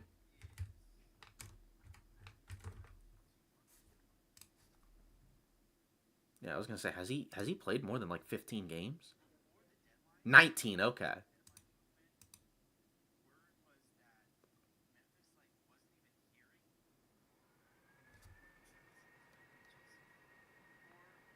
Well, that's a little bit. That's kind of surprising, but again, I guess if he hasn't played, I mean, that's wild. So let's see. Here we go. Los Angeles Clippers are trading Kevin Porter Jr. to the Milwaukee Bucks for MarJon Beauchamp. Okay, so the Bucks get another scorer, I guess, off the bench. I guess he's better than MarJon Beauchamp.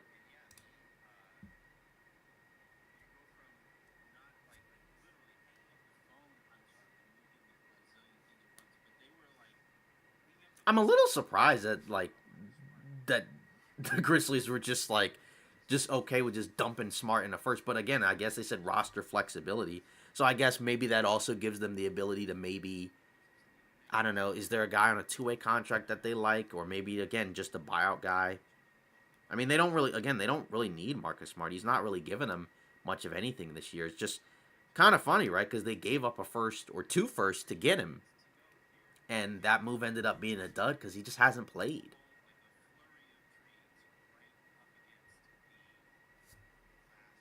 So we might. So in the next few minutes, who knows? Maybe we might start getting like a series of smaller trades. At this point, I probably not a big trade at this point.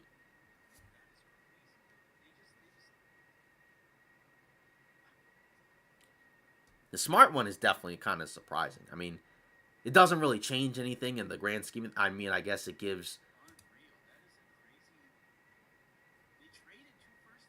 Yeah, I don't know. That one's pretty surprising. Just I guess it's kind of just like an acknowledgement that like yeah, that move was a failure.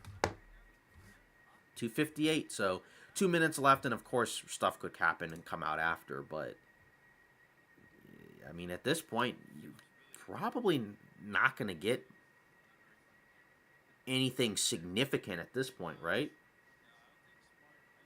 Let's see. Chris Haynes said the Sacramento Kings are acquiring Jake LaRavia from Memphis. Oh yeah, because it's a multi-team deal. Okay.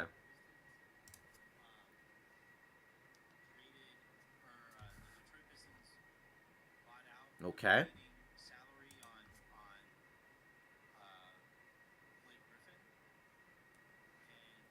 I'm a little bit confused by I'm a little bit confused by some of these if I'm going to be honest. Yeah, so I mean, and he was playing relatively well for the Grizzlies, but I guess if you're the Grizzlies, you kind of needed to start doing some consolidation moves there. It's 259, so I mean, at this point,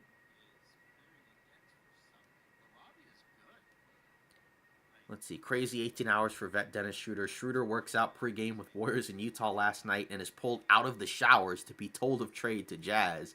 He recently signed a lease in San Francisco and expected to stay at Golden State. I don't know why he expected that, but Jazz don't want Schroeder now. Schroeder is heading. So he went from Golden State to Utah to Detroit.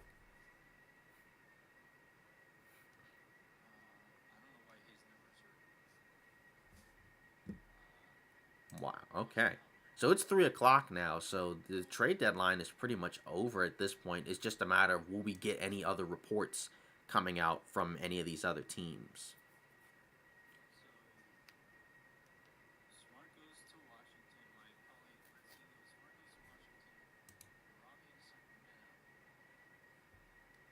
So is that multi trade done? Because I mean it's 3 o'clock. So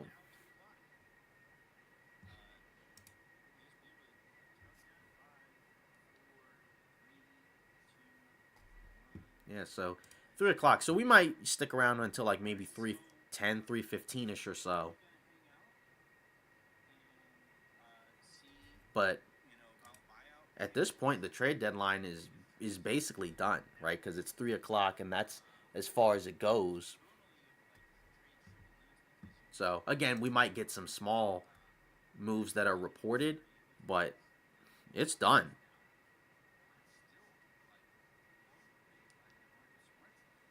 That the Marcus Smart one, I still don't really understand, if I'm gonna be honest. But let's see, do we get anything? So let's see, the Kings are sending a 2028 second rounder to Memphis, plus Colby Jones and Alex Len to Washington to acquire the Grizzlies' Jake LaRavia as part of the Marcus Smart trade. Okay, interesting. The Pacers are trading James Wiseman and cash to the Toronto Raptors. Okay. So the Pacers are just opening a roster spot, I guess, or I guess freeing up money. And he wasn't going to play anyways. He had the Achilles injury.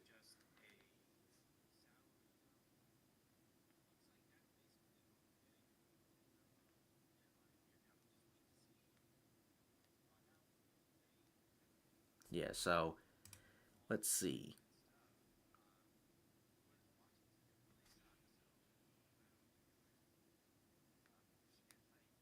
Yeah, so I mean, at this point, my guess is that if we get anything else, it's probably South, because we're gonna probably start getting some notifications about some of these teams. Yeah, so the 2024, so the trade deadline has passed. Kevin Durant remains a Phoenix Sun.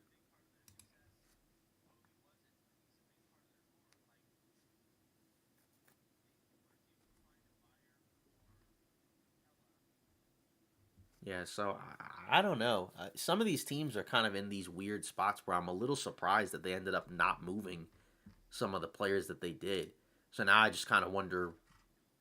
Let's see, Golden State Warriors. Yeah, so see, this is the type of stuff that we're going to hear about. Golden State Warriors are done with trade. Sources say look for them to be aggressive in the buyout market, right? So those are the type of notifications we're going to start getting.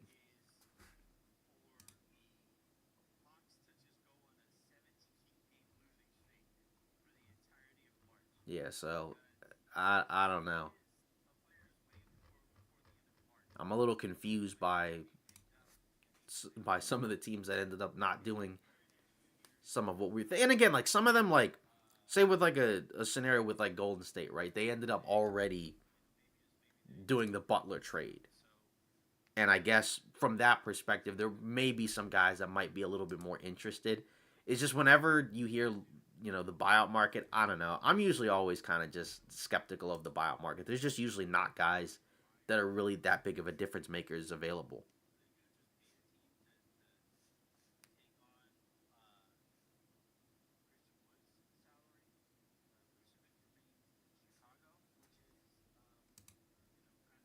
And if you're Chicago, I mean, you didn't want to move Vucevic. I guess you could do it in the summer, but still.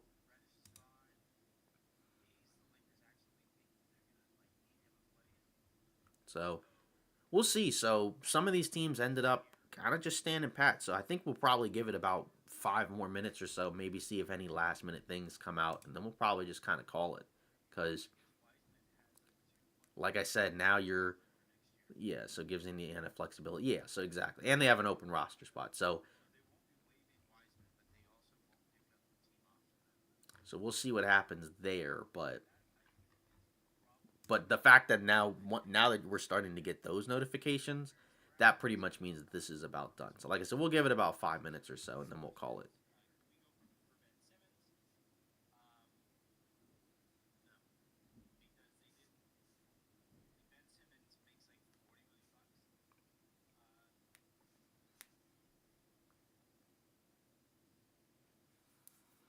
Yeah, so we'll see what happens. But overall, again, I think the thing was it was going to be very difficult to match what we had seen the last few days because of all the other moves. Again, like Zach Lowe mentioned, the Marcus Smart thing is painful because just you gave up two first to get him, and then like he said, one to get off of him. But I don't know. I mean, just kind of a tough thing for Memphis, right? But we'll see.